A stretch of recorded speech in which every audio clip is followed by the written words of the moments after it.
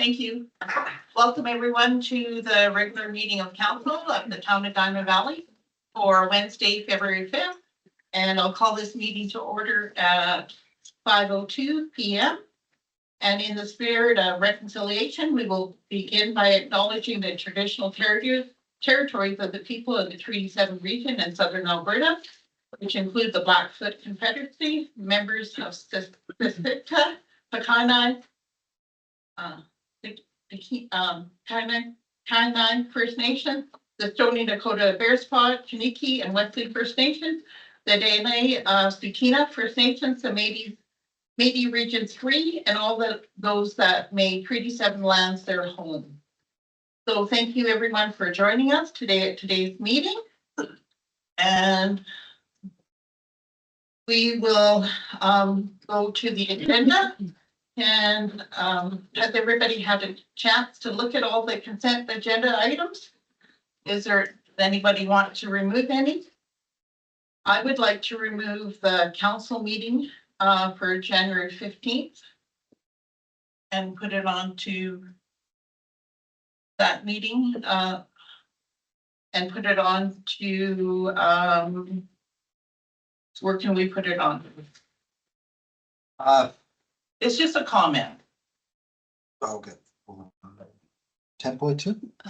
Is that just the minutes, Deputy? Yeah, just the minutes of the meeting.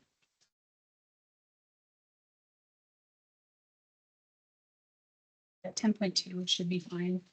Yeah, 10.2. 10.2, okay. Can I have somebody give me the motion? I'm giving you the motion because I wanted to move the third party community event calendar discussion, third party signboard issue. I don't have it up yet. No, I thought we were gonna put that to Cal next week.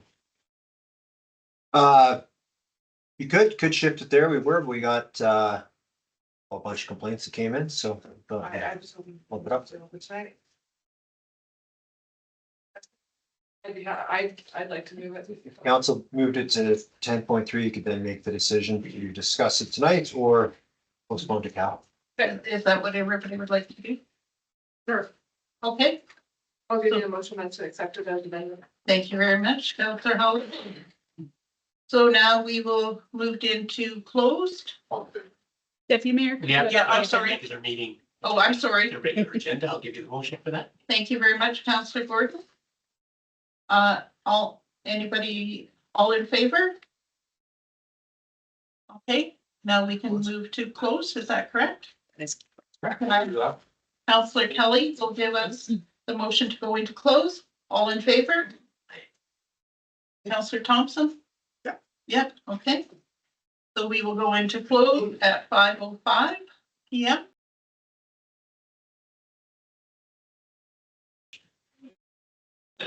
Boom, we are going to reconvene. So today we started our meeting at 5 o'clock-ish, chaired by Deputy Mayor Martin. We started at 5:05, 5:05. We went into a camera session at 5:06. very efficient. We came out of in camera at 5:57, we're going to say. There you go.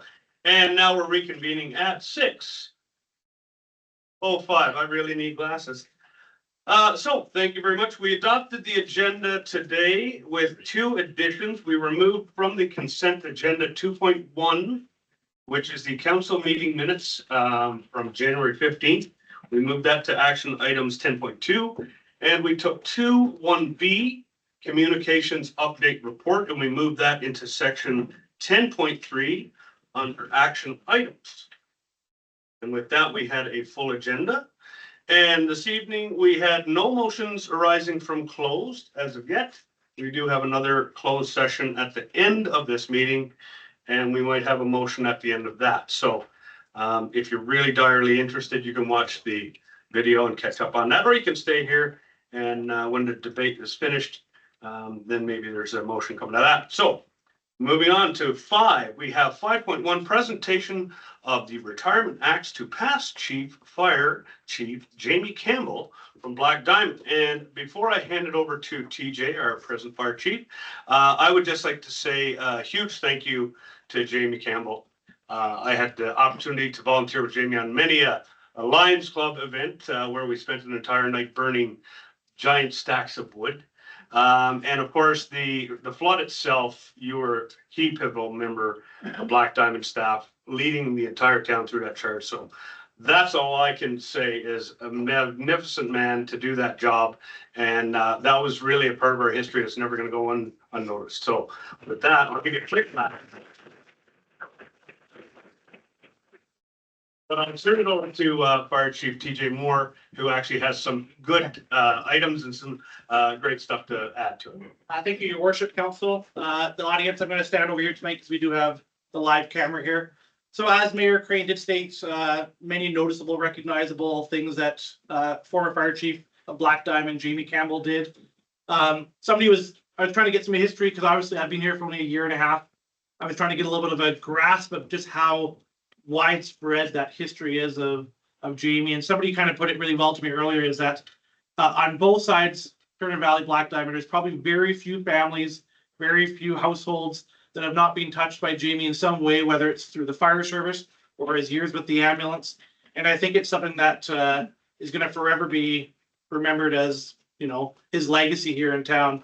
As the mayor already said, in 2013, when we had the flood, Jamie had a good set of cojones to make a decision to rip up a road at a bridge, which ultimately probably made a huge difference in salvaging part of Black Diamond from the flood. That decision took a lot of decisiveness, a lot of guts, but it was the right thing to do, and he made that decision. And that's a huge legacy of the 2013 flood. For years, he's been an active member of the fire department, responding to many calls. There's very little calls that he was not a part of. He was either working his full-time job on the ambulance, or maybe once in a while, maybe on vacation. But one way or the other, he was always there. He was instrumental in getting the ladder truck for the fire department as the town grew in Black Diamond. That involved building extra parts onto the fire hall and organizing many of the firefighters here today to do that work. So always instrumental in getting that department to where it needs to be. And there's a legacy that will never be outlived here. Over 35 years, if I'm correct, in the fire service with Black Diamond, over 30 years of that, in my understanding, is as fire chief. That's also an unheard of achievement ever. Like mostly that's not something you'd ever hear. So just a number of things that we could go on and on tonight, but we have a number of our firefighters here tonight from both stations that wanted to be present, many that could not be here tonight, but it's just without any more further talking, a huge round of applause one more time again for our chief.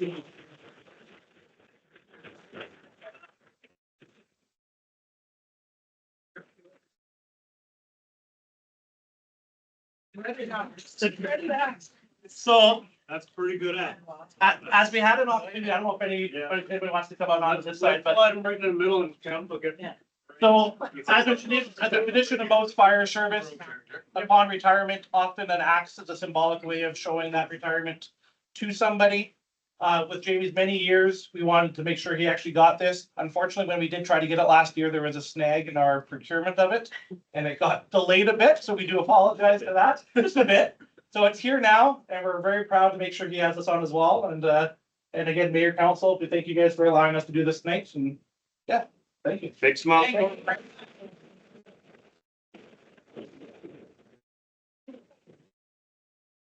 Thanks, Jamie. Oh, wow, very nice, very nice. Like the flag. Yeah, They have a different color machines. Yeah. Because I know. Thank you, sir. It's got it. Thank you. Yeah. And so, Heather, Jamie. I've actually been, Heather is one of my many talents. Thank you. Thank you. And I didn't even touch on the ice. You know. Thank you very much. You guys, for allowing us to Thanks, do this. everybody. Oh my Thank goodness, you. there's a line up here. Yep, go down the line. Yeah. Yeah. New faces. All right. There are new faces. Yeah, You're not that old.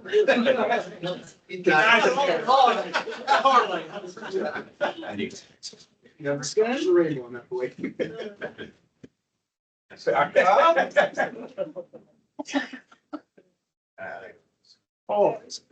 All you're for is welcome. Steve, you're stuck in the corner. I think so. Your cold hands weren't put. Yes, thank you. Jamie, would you like to say anything? Thank you. Very simple. I appreciate everything that you guys did to get this organized. I know that Becca and TJ were cornering each other on the street lot. You mean that we live so close together? I know, just up the road now. Yeah. Good luck all with all that you have to do. I think probably set you up for success. So, thanks again, Excellent. and I'm not leaving the community just.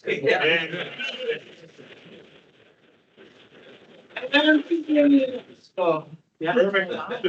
occasionally you may see me out here. One day you'll retire. Maybe. Yeah, maybe. Overrated, come on. Yeah. right. All right, thank you very much. There. Yeah, there you go. It's only 9 months. No one's counting until next time. Thank you, guys. Yeah, nominations are already open. All right, thanks, thanks everybody for coming and supporting Jamie and that cause. And be safe out there. All right.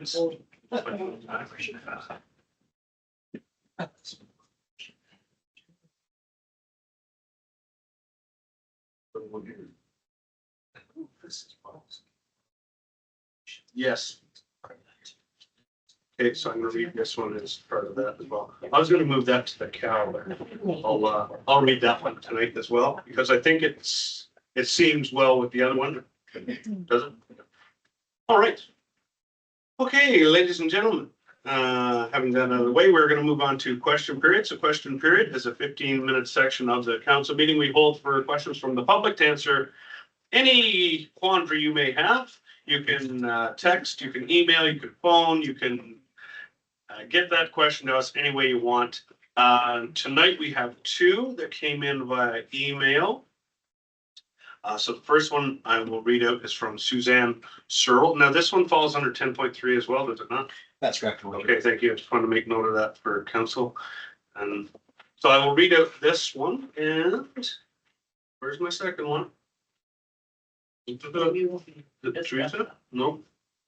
It's here. All right, here we go. Subject: the use of the town's electronic signs for Beneath the Arch concert series. To whom it may concern, it has come to the attention of the Beneath the Arch Board of Directors that we are no longer able to promote our upcoming shows on the electric message board that is owned and operated by the town of Diamond Valley.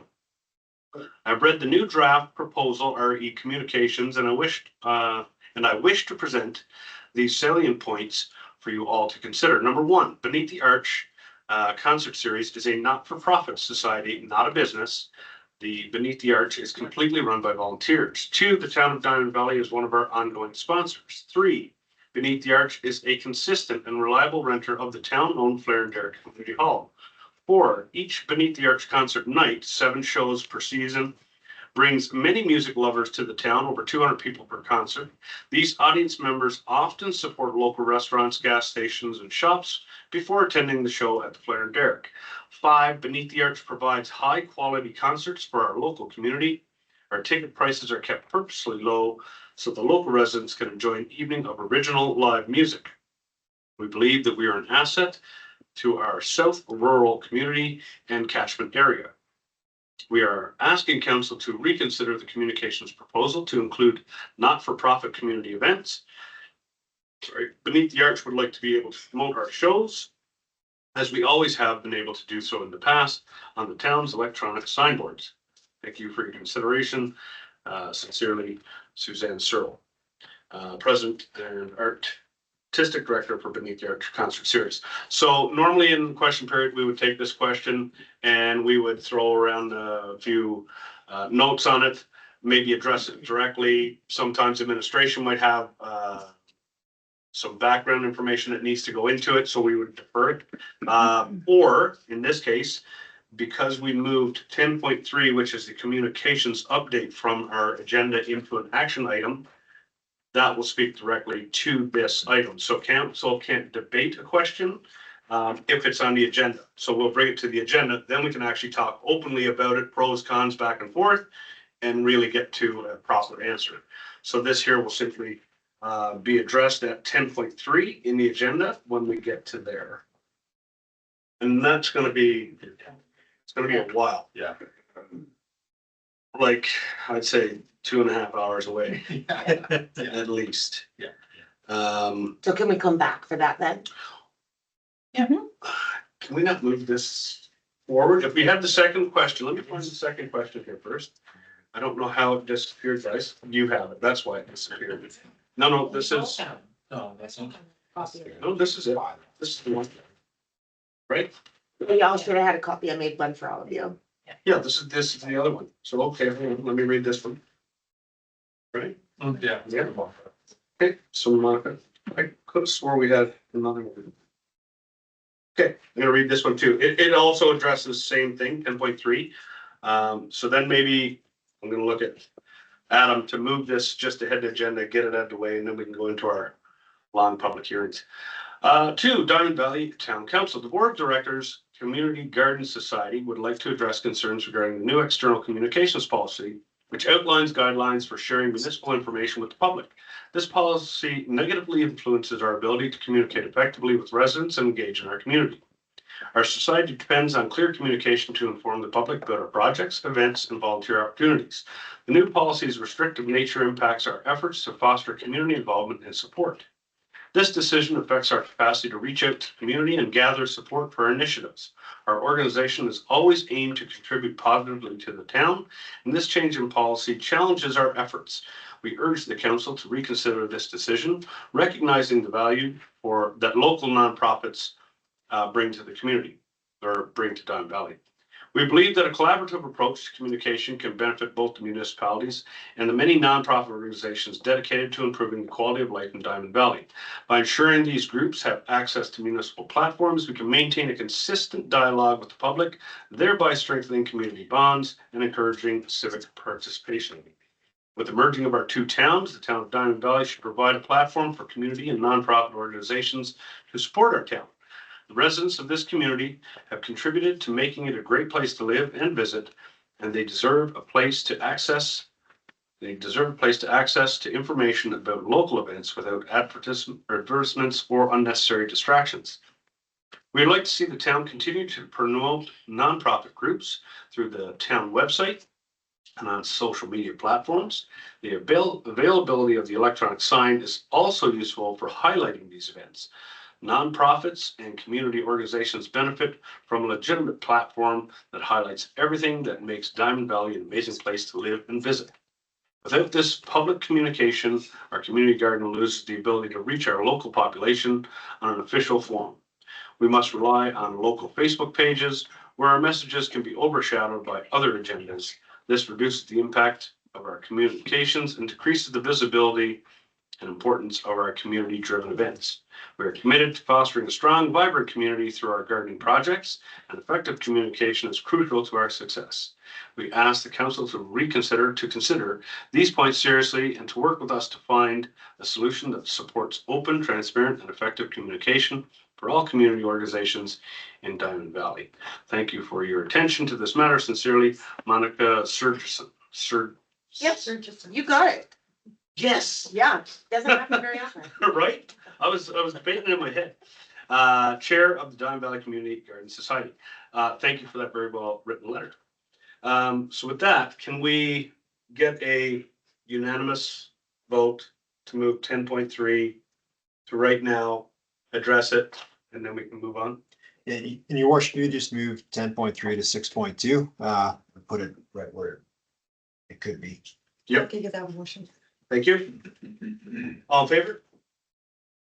Thank you.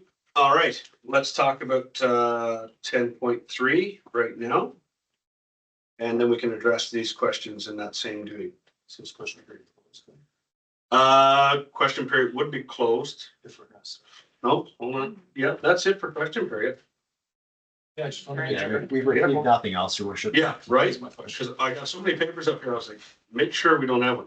So if we have no other questions that have been submitted, then we'll close question period. And we'll move ahead to your motion. Yeah. Okay, all in favor? That's carried unanimously. Perfect, thank you. All right. Okay, 10.3. Who moved that from the agenda over? Councilor Holder. In anticipation of this? Yeah. Phone's on mute. I know that we were having some of these concerns come in, and that there was some discussion about having it at a cow, but I think having it here is better. From my perspective, I think I was the one that felt strongly about pushing ahead in the direction that we are, so it's probably fitting that I explain. Good. Because some of that debate happened without people here. I think the same problem that our community groups are facing of getting their messaging out is the same issue that the town itself is facing in getting our message out. And we are finding that we get called on for not being transparent enough, or not letting people know about town issues enough. So if we fill up some of our sites, if we fill up our own sites with the not-for-profit messages, then our message gets lost, right? As well as we were trying to find ways to cut some costs and providing a little bit less of a service.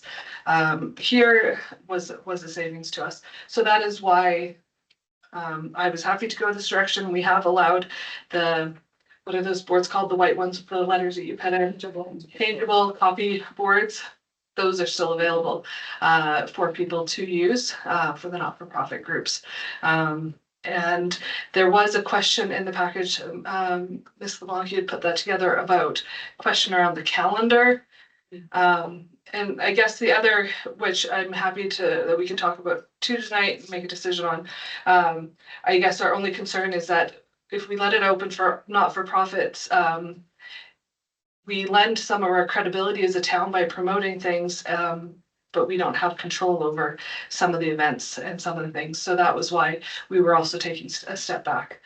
Yes, we've never had, well, we've only had one ever so small issue in the past, but just to keep us protected, because we have to be careful with the town's reputation. So I'd be happy to discuss the calendar, but it has to be very, very clear that while the town is putting it on the calendar, it's not a town endorsed event. That these are, right? Because we don't have control over the message or what's done at some of these events. So that's what I have to say. Okay, thank you. Heather. I was one of the ones that didn't want to see this go forward. I believe in supporting our nonprofit community groups, and I would like to. Anyway, I didn't agree with this motion going forward. The changeable copy signs are there for nonprofits to use.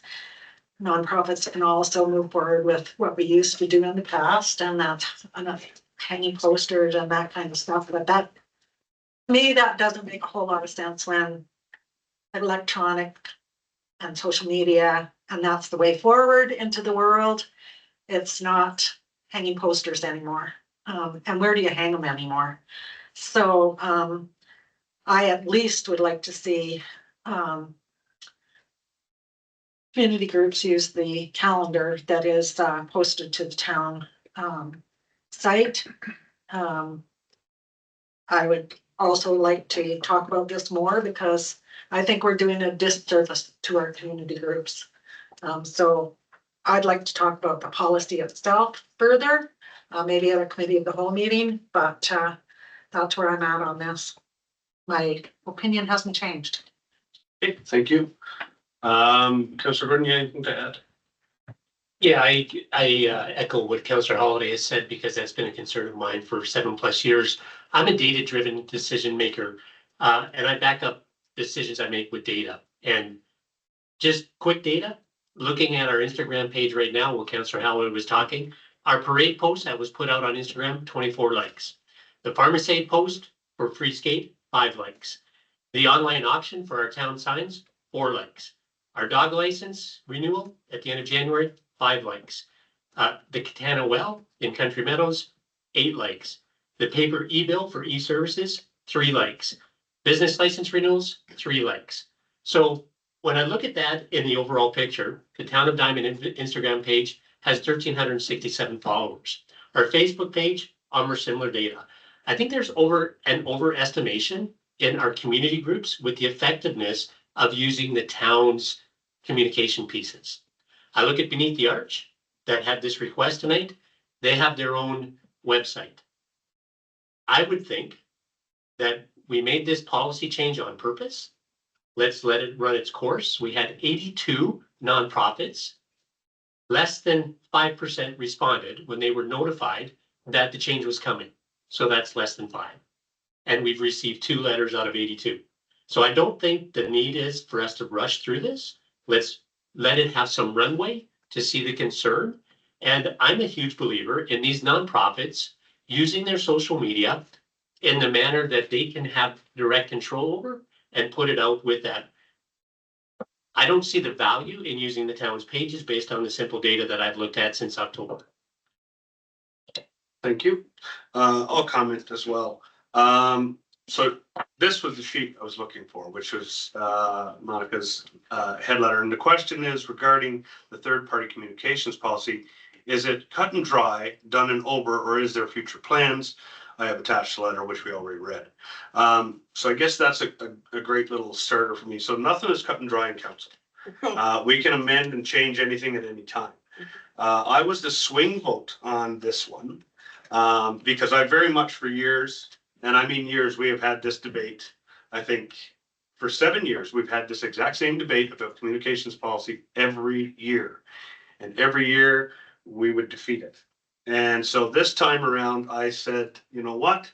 Cindy and Jonathan made very strong points. And because we're less one counselor, it was basically a tie, which is a defeatable, or we could change it. So I opted to change my vote this time around because I believe Jonathan has some very solid points in the fact that we need to try something new and we need to let it run its course. We can always change it back.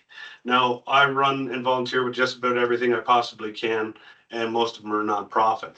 How much effect the Lions Club would have for a parade day barbecue, we don't really know, but we have our own website, we have our own Facebook page, and we can throw out a Brendan Kelly post and get 2,000 likes. All we got to do is put an emblem on his hat. So I would really like to, acknowledge that, yep, this is definitely going to be a little bit different, but it's not written in stone. We'd love to give this a pilot timeline of 6 months, maybe even this entire year, and see if there are giant changes or shifts. And if there is, we can definitely address it. But the important thing is that you pointed out your desire to see the change, because now we can specifically say, well, let's check back in with Beneath the Arch and see if the numbers changed. And if they haven't, maybe they increase, maybe they decrease, we don't know. But at least we have someone to go to and say, how did it work for you this year? And if you say, you know what, we didn't see a big change, we say, okay, so it's not too bad. But the other lying point that we really want to separate ourselves was communication that comes across as town endorsed events when they're not. And that's a big one. So I'll give a very bizarre, because anything I do is usually bizarre. We had a parade a few years ago, and we didn't have a vetting process for who could go in the parade. So we ended up with, I think, about 12 bikers just revving their engines all through downtown with the scouts on one side of them and a marching band on the other. And all you listened to was Harley Davidsons and bikers just revving their bikes, looking like idiots. And we looked absolutely foolish. So we immediately said, get that out of here. We don't ever want to see any trash like that come across our parade ever again. End point. So that's an extreme example of, we can have some petition to, we want to use your signboard. Okay, sure. Our policy says you can. Oh, KKK is coming to town. Whoa, yay. But that's what it opens the door to. So we want to make sure that we're trying to mitigate what we as a town endorse. I'll cover your ass policy. You got it. And so this just allows us to take off the electronic sign, but if you're truly dedicated, you'll have no trouble having a volunteer go and put it up on our one of 3 lettered signs. And we have that in place. And then we have social media, which we can share as individual counselors, everything that you offer. But I'm certainly not going to share those bikers revving their engines on my social media platform, but I can surely endorse anything that a nonprofit puts up. So we want to just change that a little bit, protect ourselves, and still follow a new rule of sharing social media and trying to influence that way. So that's why I changed my vote. And I think if we give some time we might be pleasantly surprised. And so I think that's a good answer. We'll leave it at that. So thank you for writing those responses. Appreciate it. Sorry, Barry, can I just say one more thing? I think I appreciate the data. Sorry, I appreciate the data. But I think if you lose people, they're never coming back to social media. Valid point. And we'll know after we give it a go. That's the idea, is to try something different and see what changes. All right. Oh, yes. Can you, yes, address the calendar, please. Next, did you have anything more to say about this in the package? Certainly through the chair, I appreciate the opportunity. It was a compromise meant to be an extension of the external communication policy that would allow at least a posting. It doesn't take a lot of administrative time. It's 5 to 10 minutes per posting. The information is really a cut copy from what's been submitted online through the nonprofit organizations. And at least that way it would populate our calendar and it would be a central focus point or focal point. I would remind also anybody who is looking to extend, and we have offered this information, is that there are a number of other social media platforms, community-based, that are providing the type of service that we did in the past. And at this point in time, if there was any reconsideration of the of amending or changing or canceling the external communication policy, it would require a significant redirect of staff where they've already been deployed to other higher priority items.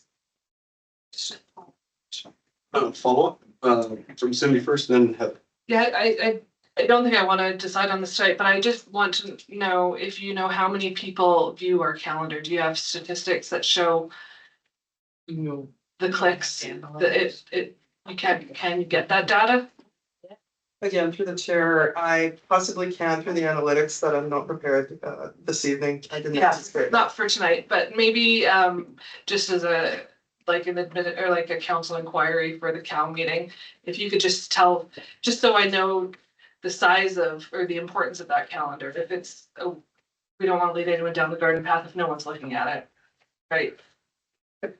So yeah, thanks. That's all. And by the way, CAL means Committee of the Whole. Yeah, We keep using acronyms. acronyms are good to know. All right, Heather, go ahead and we'll include this one. I also want to, because I believe I heard this during budget discussions and when we were discussing this, that our electronic signboard is on its last legs. So that's another reason why it's just about at end of life. And could I get confirmation via? That's great. or- It's on our capital wish list. Denied. No more money. The library actually was talking about the sign for years now as well. But we digress. We could talk about all kinds of things, capital budget. Okay, moving on the agenda, we are at 7.1, I believe. Correct me if I'm wrong, anyone? No. Excellent. We are going to go to a public hearing for bylaw 2024-91. And thanks for coming. And 2024-92. Okay, bear with me, folks. All public hearings are held pursuant to section 216.4 of the Municipal Government Act to hear representations from the public on the proposed bylaw. I hereby declare the public hearing for bylaw 2024-91 and 2024-92 opened at 6:35. I am Mayor Barry Crane, and I will be the chairperson for this evening's hearing. Will council please introduce themselves, starting with Councillor Gordon, moving to my left, and we will continue down to administration, ending with Mr. Beaton. Evening, I'm Jonathan Gordon, councillor here. Councillor Cindy Holiday. Councillor Brendan Kelly, good evening. Mayor Crane. Deputy Mayor Hazel Martin. Councillor Heather Thompson, CAO Adam Davy. Legislative Services Manager Verna Staples. Planning and Development Manager, Carrie Florzone. Planner for the town, Kimberly Soutier. Community Services and Recreation Manager, Money Football. Manager of Civic Operations, Craig Beaton. Thank you. All discussions by council members, administration, and speakers shall be directed through myself as the presiding officer. During these public hearings, we ask that you respect the views of everyone here and allow each person their time to speak without interruption. Each person wishing to speak will be given up to 5 minutes to do so and make a presentation to council. I ask that you indicate if you are speaking on your own behalf, on behalf of another person or group of persons, or an organization. When you are finished speaking, please remain at the front as council may ask you some questions. These hearings will be carried out in an orderly fashion in accordance with the normal parliamentary procedures. Mr. Davey, first and foremost, can you please confirm for us whether this public hearing has been advertised and notice given in accordance with the Municipal Government Act? Confirmed. Thank you, sir. Ms. Florzone, could you please come up to the front and center and make your staff report and explain the purpose of the proposed amendments?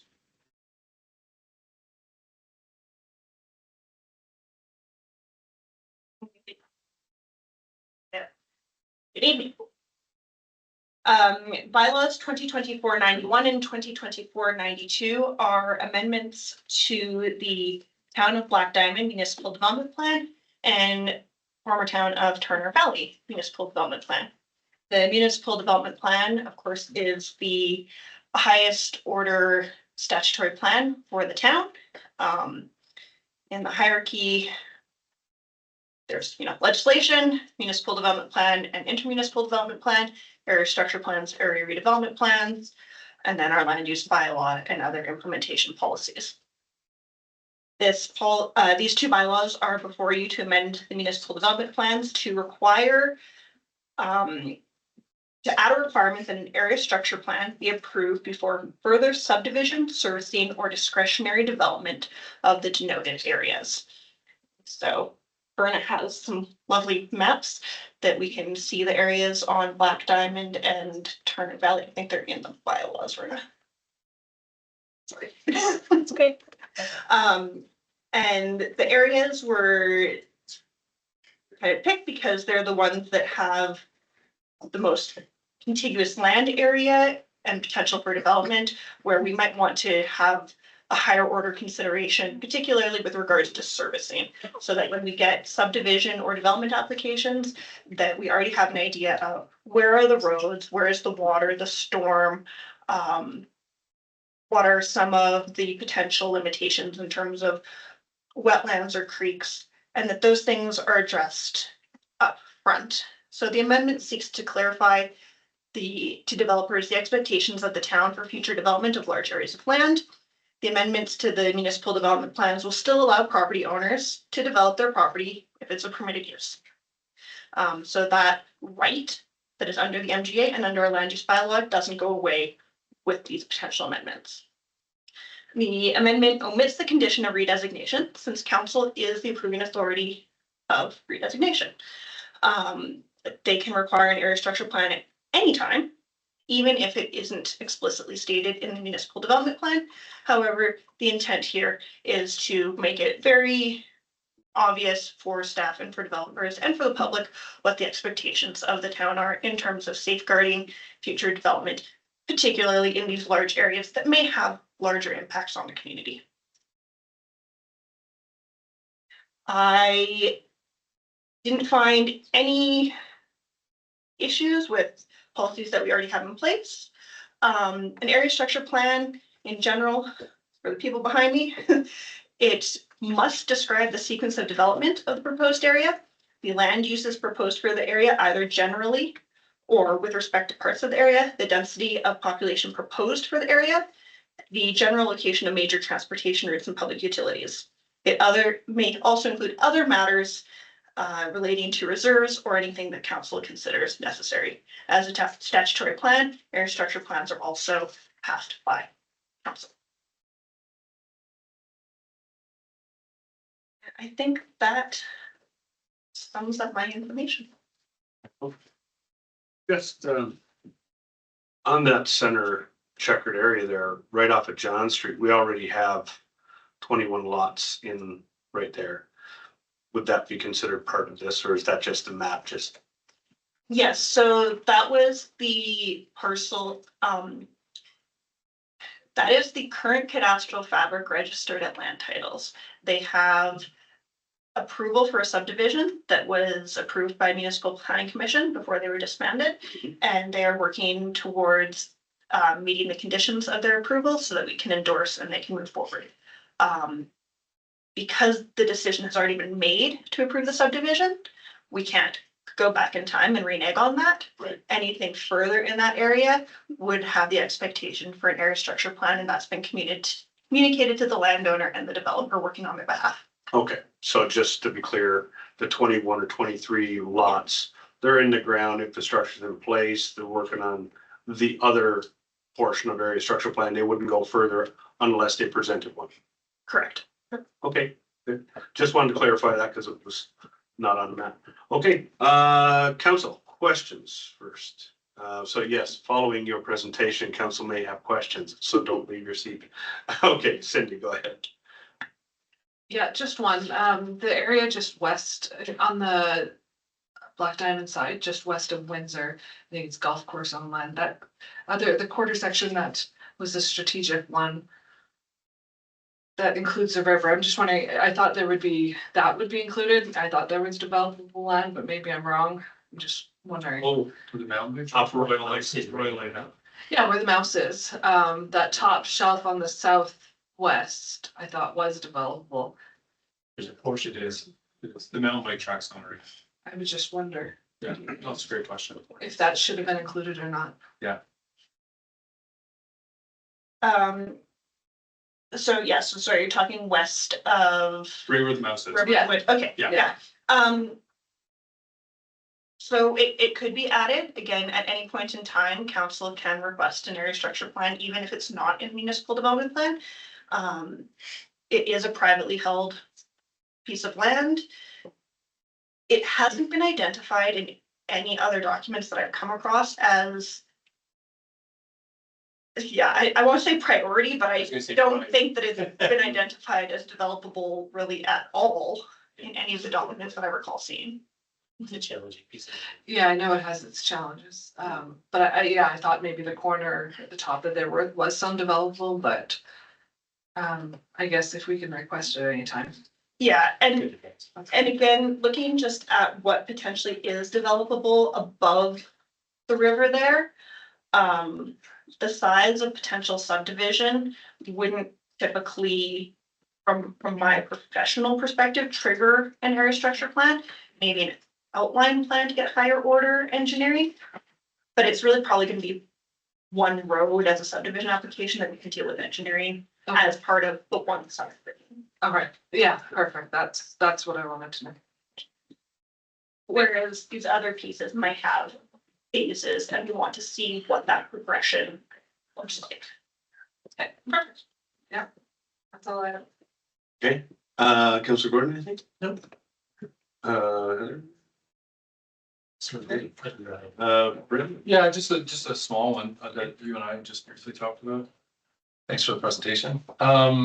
Any consideration for the area around the golf course, around those new 21 lots that are going in? There's a bunch of vacant land up there. Is that gonna be? They have an ASP already. They have an ASP already. Okay, perfect. That's under. like, Yeah, and that's, those are locked in now, or sorry, and those are all locked in? Yeah, so the county gateways, south of the existing Royalite where the subdivision's being built. There's a west portion and an east portion that's all covered under an existing area structure plan. Perfect. Thanks for clarifying. Excellent. Good question. Very quickly, I would just ask council, so city identified one that, obviously not really desirable. Brendan pointed out one that already has some existing from 2007. I think those were approved. So is there any other lots on the community map that we want added? That would be my thought right now. Does this cover all the annex land? That's gonna be the question. Does it cover all the annexed land as well as any bare vacant land that Turner Valley side used to have? Through the mayor, so as you can see here, I won't say that it covers all the annexed land because that probably wouldn't be 100% true. It covers the large portions of land that we're concerned about how the infrastructure is tying in, how they're going to extend it as subdivision and development progresses over the next 5 to 30 years. Excellent. Okay, I'm satisfied. You may go. All right, Mr. Davy, has the town received any written submissions not included in our staff report? And if so, I would ask that they be read aloud and entered into the record. Not your worship. Oh. None. Not for this one, your worship. Okay.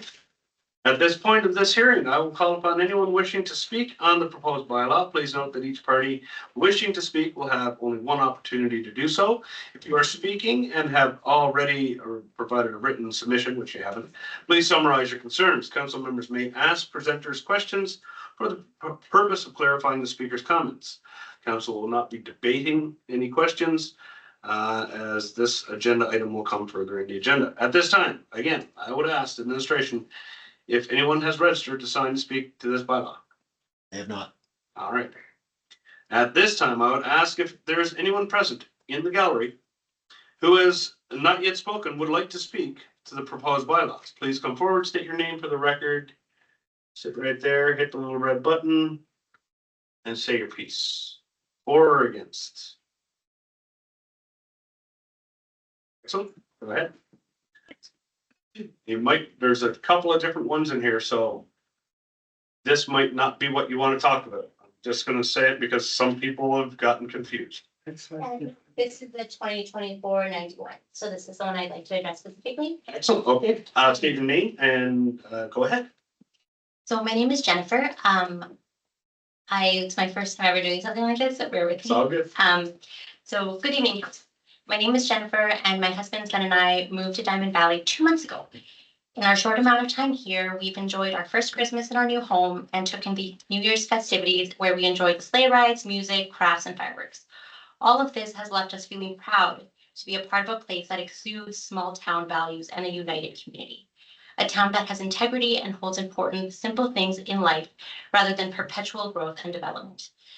Those that took part in the local festivities were present and engaged. The kids and teens weren't distracted with their social media and smartphones, which was the norm in the large metropolitan area where we came from.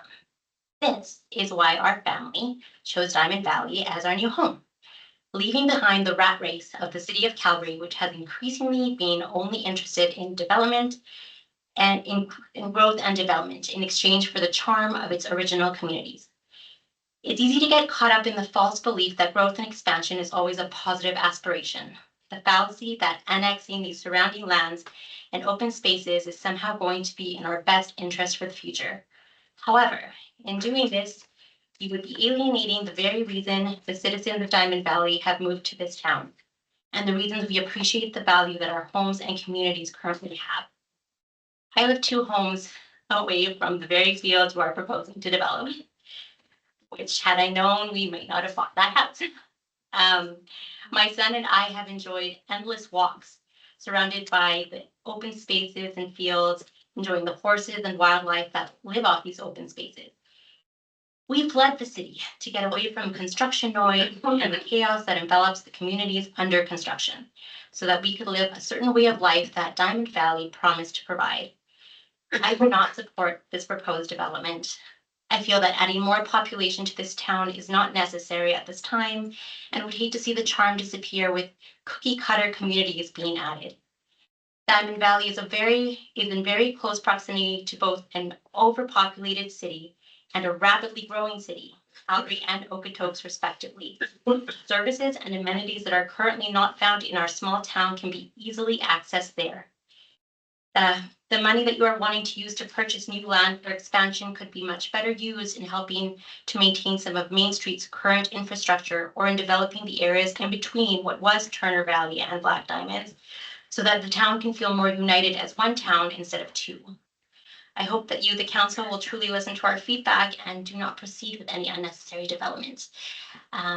Because this town is beautiful the way it is, and that's what we fell in love with. And I came here to raise my 15-month-old baby and my future baby in a town like this. And I'm really sad to hear that this could be happening so fast when it's what we left Calgary from. And I think developers are going to try and exploit small towns like this because it's getting overburdened in Calgary and Okotoks is closely following. So I know it's a lot of pressure on you guys, but just my future thought.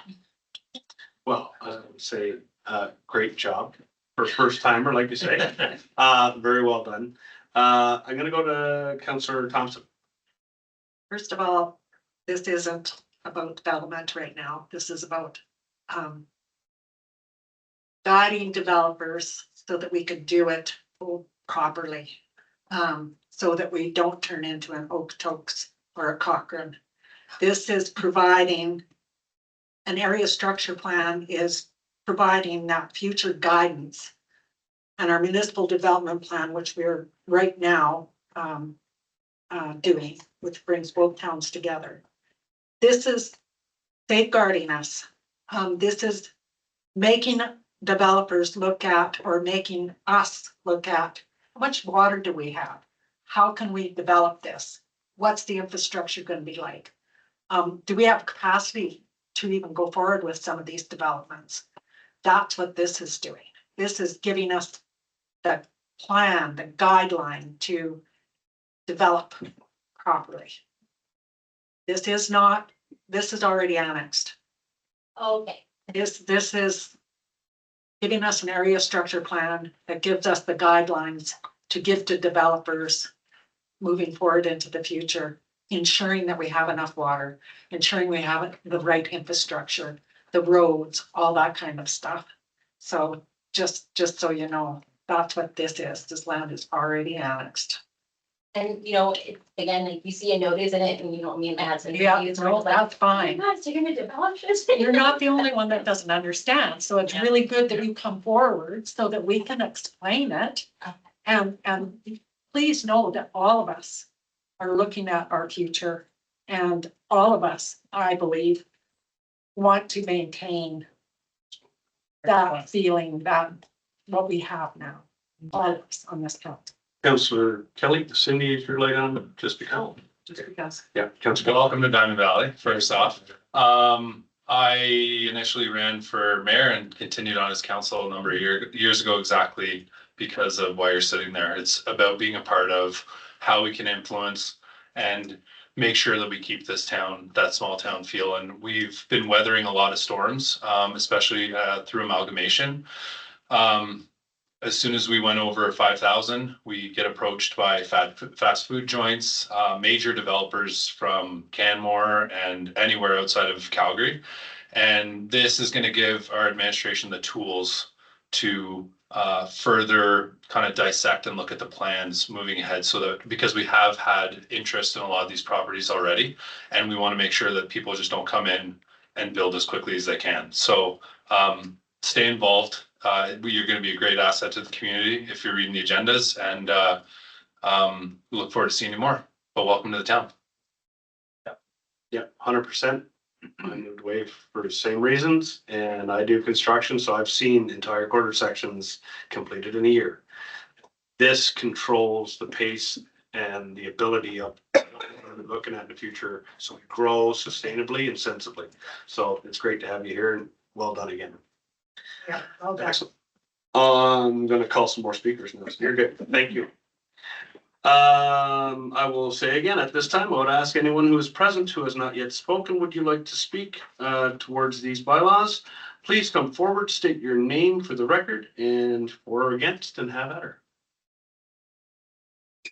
I think, wait for the other ones.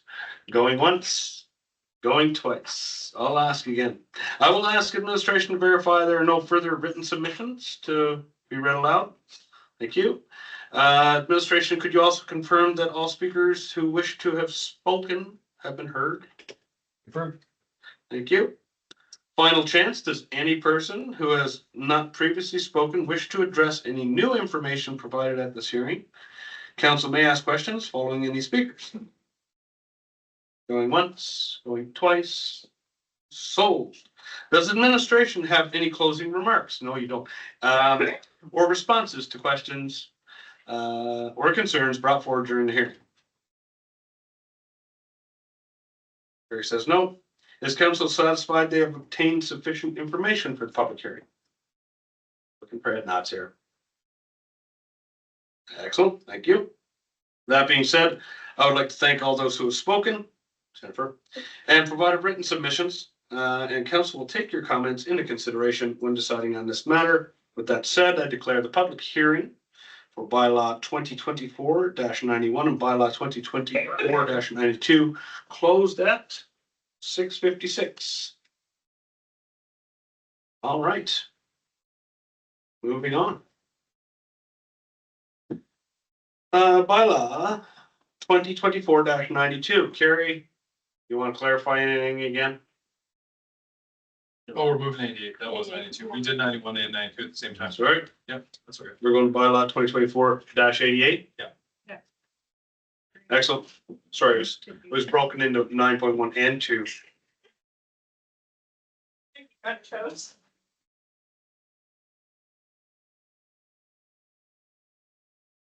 Well, the public hearing is over.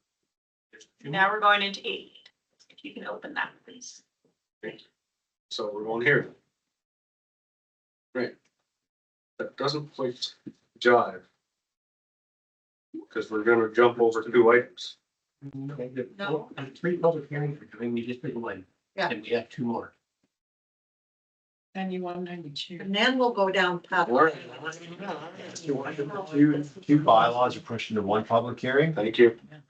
Yeah, Or- I'm just looking at 9192 Totally as individual. All right, here we go. Okay, so 9.3 bylaw 2024-88. 7.2. There you go. Sorry. There you go. Yeah. Yeah. You're good. Yeah, you're okay.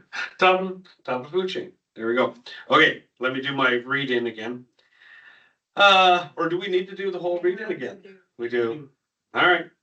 I hereby declare the public hearing for bylaw 2024-88 open at 6:57. Okay, Mr. David, can you please confirm whether the public hearing has been advertised and notice given in accordance with the requirements for Municipal Government Act? Confirmed, your worship. Thank you. Ms. Lorenzo, staff report, please, and purpose of this bylaw. Gladly.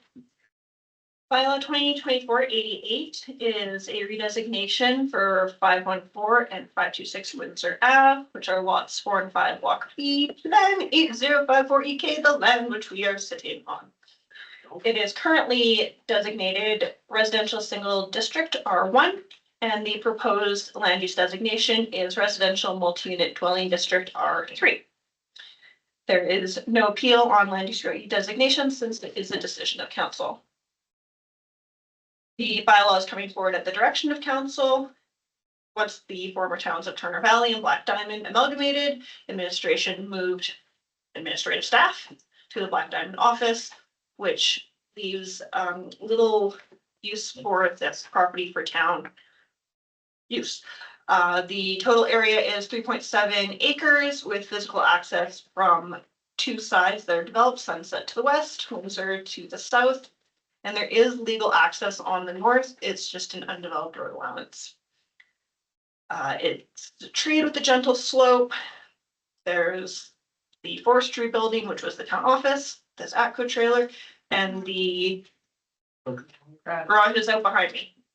There are no known well, pipeline, flood risk, water courses, slopes, etc., that would restrict redevelopment on this site. It complies with the intermunicipal development plan, the municipal development plan, and the land use bylaw should it flip over. However, I would like to reiterate that this is not a development proposal. It is just for redesignation. The intent, if it is redesignated, is to provide higher density housing, which is sorely needed, as we consistently put before you the Black Diamond Housing Needs Assessment, which states that the community needs dwelling units. Typically, we need more dwelling units with more bedrooms that are like apartments, more variety in housing types, tenure and size, and that people feel isolated in our community due to the lack of housing choices. The amendment was circulated at the time that I wrote the report. There were no comments. However, Verna got one in time for publication of the agenda, and we received a second one. So there are 2 letters that we received. I'd also like to point out that I am requesting an amendment. If we go to second, I missed the lots 4 and 5. So if we move forward, just to correct that legal description. It is the recommendation of administration that the bylaw pass after that amendment and enable administration to get the property assessed, and we will come back to you for a motion to put it on market. Okay, thank you. Council, any questions for Ms. Florzone to start? Hazel, please, Sue. Deputy Mayor. So Carrie, were any letters mailed out to the residents of the 500 Windsor Avenue and John Street?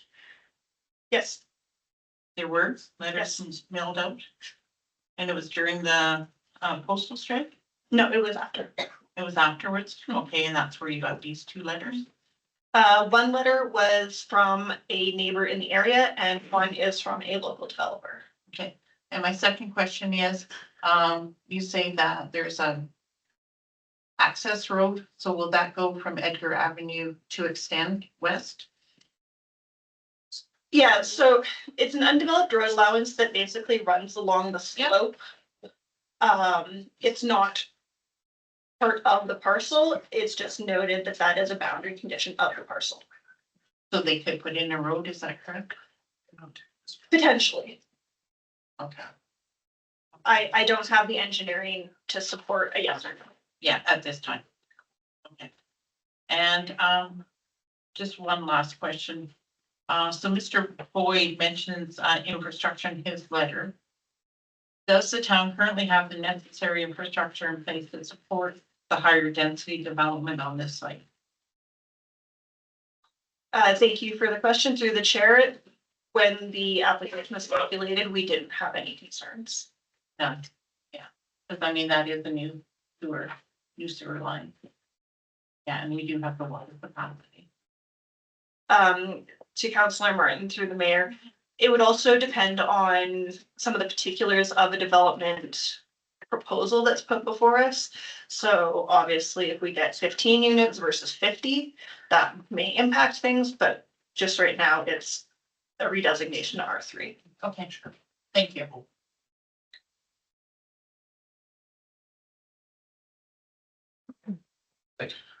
All right. Excellent. Many further questions for Ms. Florzone? Cindy, please. So with this property, I think council, we're the ones pushing this through because I think there's an assumption that R3 land would be more valuable. And we're trying to maximize, knowing that don't need this property anymore and we want to sell it. We're trying to maximize the value that we get for future capital purchases or whatever the town needs.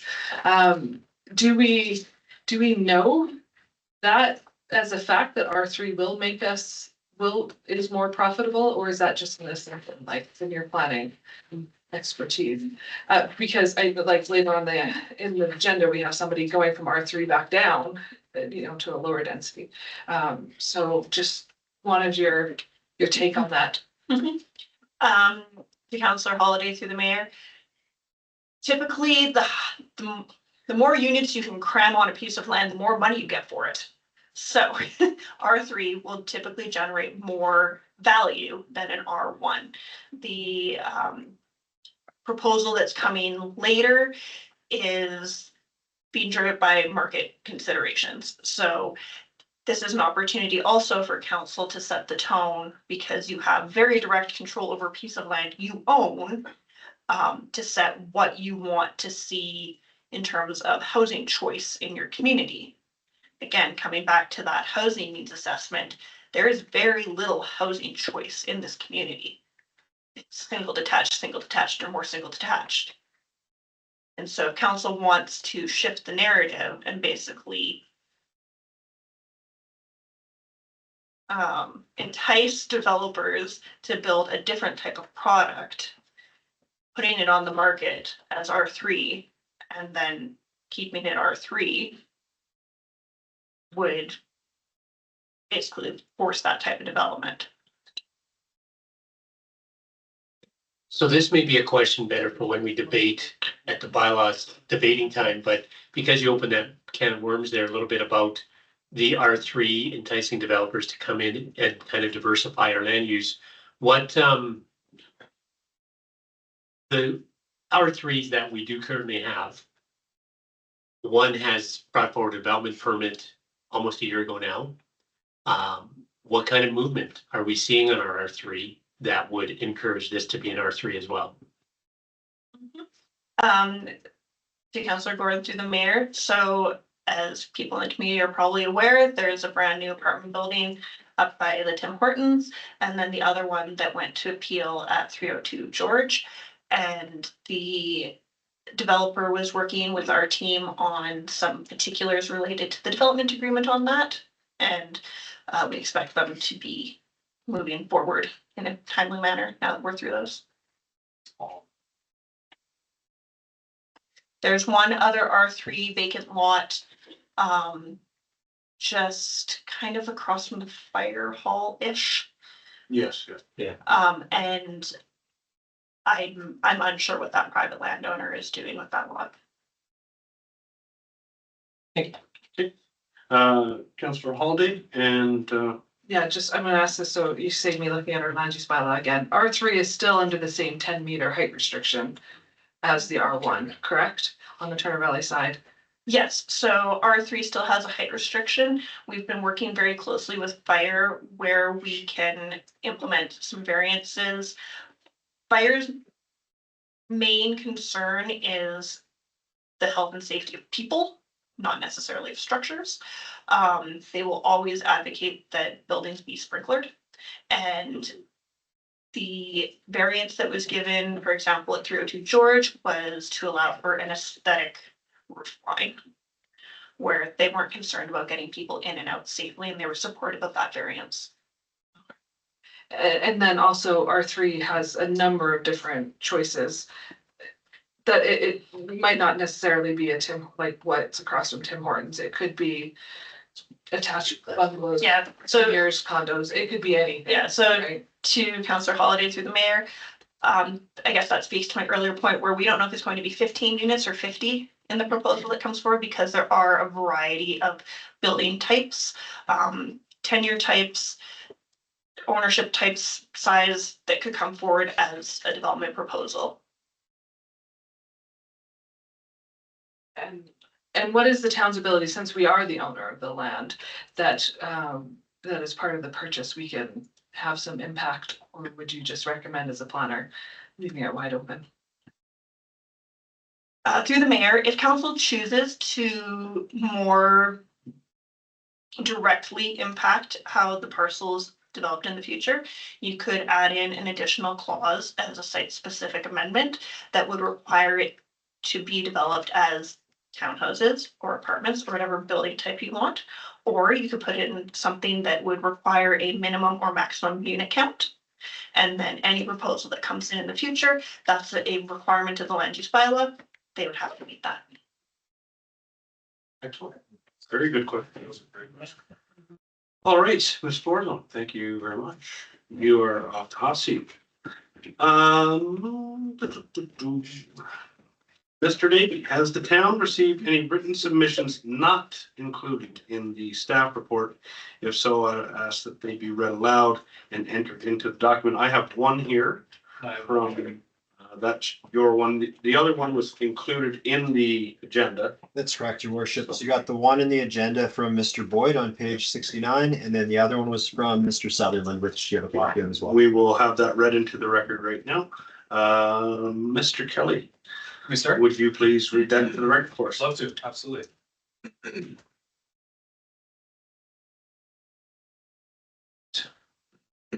In regard to the this is from Mr. Peter Sutherland. In regard to the redesignation of 514 Windsor Ave Northwest, I, Peter Sutherland, a local home builder, feel like keeping the property zoned as its current R1 title is best for the community and for future projects to take place at this location. I ask that you consider adding R1N as a possible candidate for this location, as this is a prime location for a community of smaller homes and lots. A recent study in our direct area was completed in 2022, stating that approximately a quarter of homeowners would struggle to buy today, and more variety of in-housing types, tenure, and sizes needed. Redesignation of this property to R1N or keeping it R1 would add variety in would add variety in housing while still meeting the character of the neighborhood.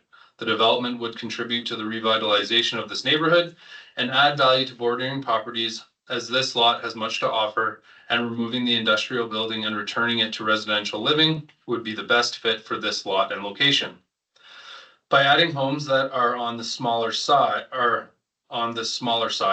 with smaller sized lots at a lower price point than other new homes, it allows homeowners to not only be able to purchase homes, but build equity. These smaller size homes and lots are perfect for a widespread demographic, such as first-time buyers, single people, or a couple not needing a lot of space. A young family with one child, and seniors may be looking to downsize or have a friendly mortgage on a pension. By keeping 514 Windsor Ave as R1 or making it R1N, there are many different possibilities and options for a variety of people in our beautiful town of Diamond Valley. And we thank you for the consideration, Peter Sutherland. Thanks, Peter. Thank you.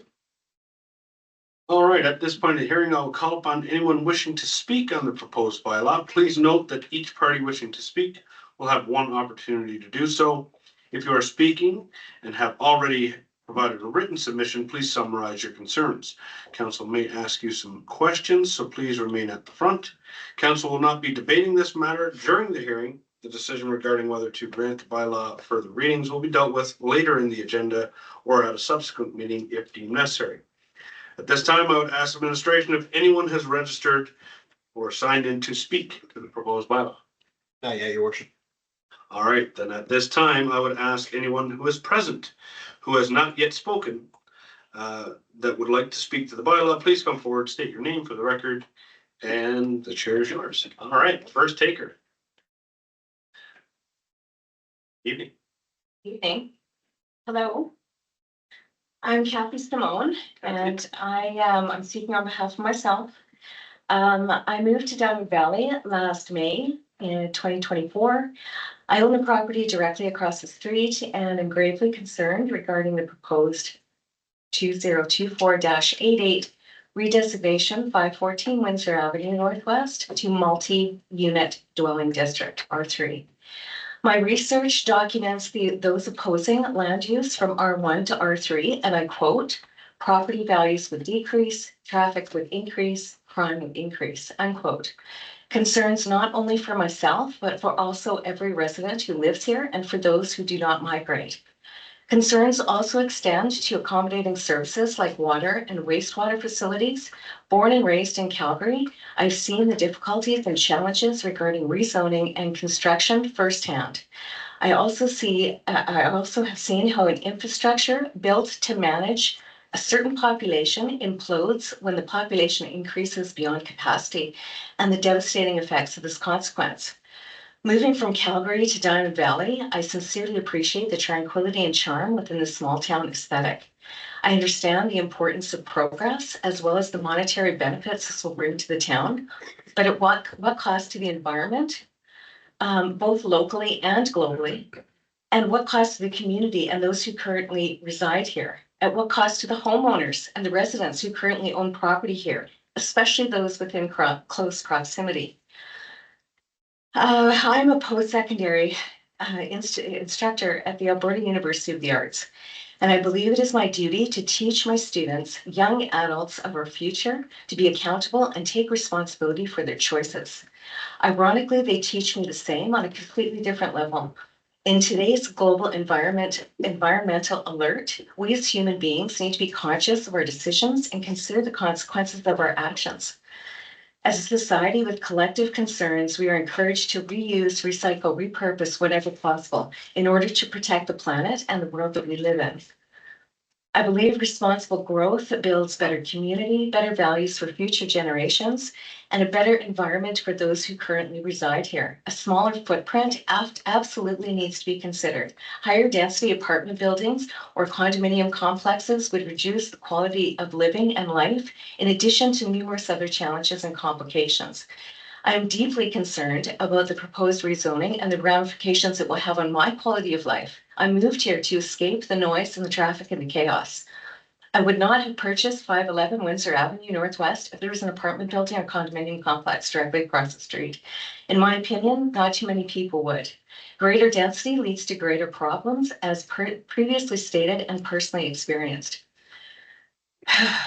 For the record, I'm adamantly opposed to this rezoning and question why 514 can't remain as an R1 or, with everything in the current structure with all its functioning amenities not being used or considered for repurpose intent.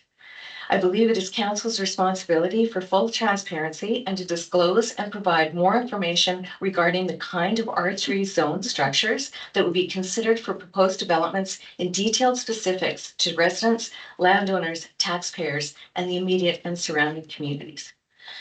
Thank you. Well done. Council, any questions from Mrs. Kathy Small? I think Councillor Holiday actually addressed some of those very concerns in the question to planning regarding what it entails. And an R3 is a very broad brush. So, no questions. That's fine. Thank you very much for your comments. We will take those into consideration as we debate further in the agenda. At this point of the hearing, I will call upon anyone wishing to speak on the proposed bylaw. Please note that each party wishing to speak will have one opportunity to do so. And if you are speaking on your behalf of yourself, a group, or an organization, please let us know that. You may sit here, state your name, and away we go. Going once, going twice. So we'll move on to, at this time, I would ask administration if anyone has registered to sign in to speak to the bylaw again. Nothing further. All right, and at this time, I would ask again, if there's anyone present who has not yet spoken, would like to speak, please come forward, state your name for the record, and speak. Going once, going twice. I will ask administration to verify that there are no further written submissions and nothing else has been received. That's correct, Your Worship. No debate. No, just. Question planning, go ahead. Harry, I just have one question. So council moves forward and we sell this land. Is there any reason why it just can't be sold as R1 and then whatever the developer comes in, they could actually request it to be changed to R3 or R1N?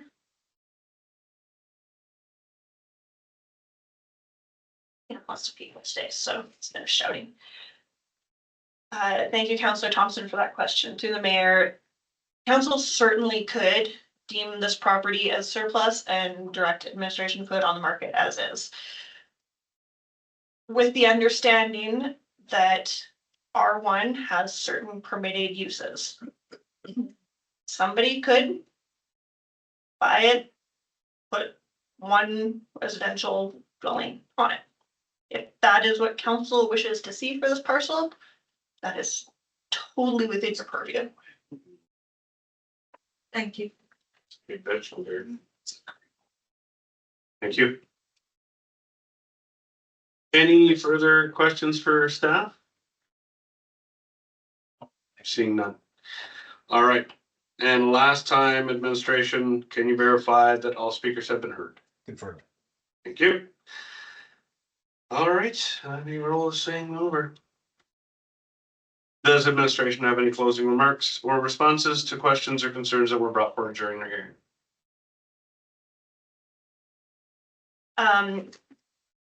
If I may, Absolutely. do the education piece. Sure. Thanks. Absolutely. Perfect.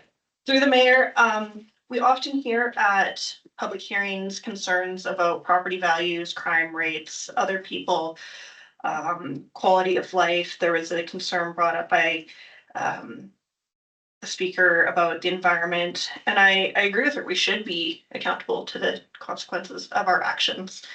There is a reason that all of the long-standing urban centers of the world are dense, because they're affordable to provide services to.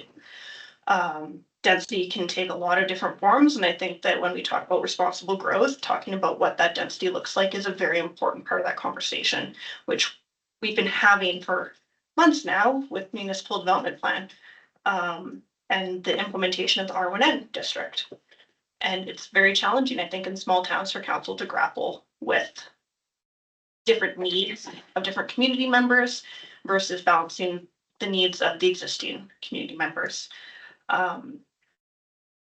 Without getting too far into the weeds, the property values comment that frequently comes up has been debunked by multiple reports. There is no decrease when properties are upzoned. The most scathing one I could find, property values decreased by 0.5% for 1 year. The fact of the matter is, when you can allow more building on a site, it becomes more valuable. So if you can allow more building here, then the potential for allowing more building other places nearby is probably increased as well. Again, crime rates, there isn't a lot of research that I could find to support those claims. A lot of these claims are made out of fear for current living situations, and that's completely understandable. However, when we want to look at decision-based or evidence-based decision-making and evidence to support a council decision, unfortunately, the evidence just isn't there. So, not to discredit anybody's feelings or investments that they've made into the community, but I do want council to understand and the community to understand that with lack of evidence, it's very difficult for council to give weight to these conjectures. Thank you. Sorry, worship, we didn't go to last call. We do have one individual online who has his hand up. Would you like to grant the opportunity to speak? Yes, absolutely.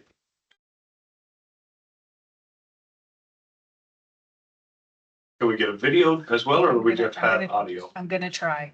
No, absolutely not. I know.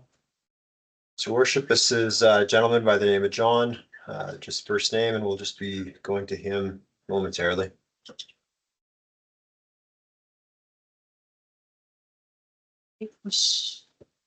I have given him a mic, but he is muted. Tell him to speak. Tell him not to mute. Go ahead, John, if you want to just unmute yourself. Or raise your hand by accident. Would you like to speak to bylaw 2024-88, Mr. John? Online John, we'll call you.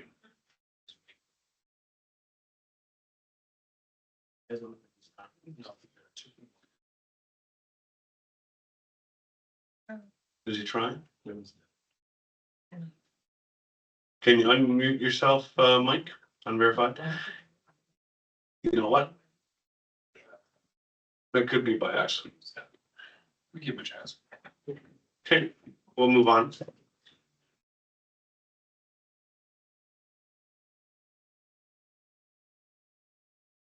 Yeah, if he doesn't change anything back, then he's not actually paying attention to it. John, can you hear us? I disabled the mic again. I can give it back if you like. No, it's fine. Two more. Just for clarity, if I could, Yeah, Mayor go ahead. Crane, just to remind people that if you want to participate online, you need to register ahead of time with me, Mhm. so I can give you access ahead of time.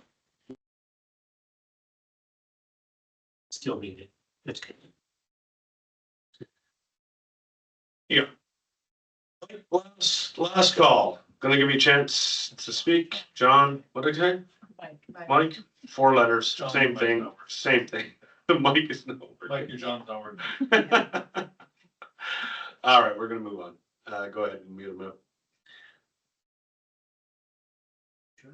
Yeah. Okay. All right, last comment. Is council satisfied they have obtained sufficient information from this public hearing? I'll see you for the. Good, yeah, exactly. We have debate coming up, right? So that's gonna be a good time for questions. I have one more question Sure. for planning. Yeah. Going back to the tenant developer, not out for rezoning, so if we move forward with R3 zoning, can a developer come in and request it be changed to R1N? Oh, that's what I was gonna ask. That was the beat. So to all of council apparently through the mayor. That's what he was gonna. 100%. I just wanted to know. Happens all the time. Go ahead. Yeah, so to that question, yes, 100%. There is very little that council decides on that is written in stone. So whether we do a municipal development plan amendment or a communications policy, council always has the ability to change their mind, or a new council has the ability to change anything that was implemented by a council before them. So yes, they could come in with an application to amend. Okay. Now is council satisfied they've heard everything they need to hear? Everybody good? Yeah. No more questions. Yes. Excellent, thank you. I would like to thank everyone who has spoken or provided submissions for their comments. Council will take your comments into consideration when deciding on this matter. With that being said, I declare the public hearing for bylaw 2024-88 closed at 7:27. And the next one has 4 bylaws. Okay, thank you. 7:3, we're gonna do the same thing again with more numbers. Public hearing for bylaw 2024-85, bylaw 2024-76, bylaw 2024-87, and bylaw 2024-95.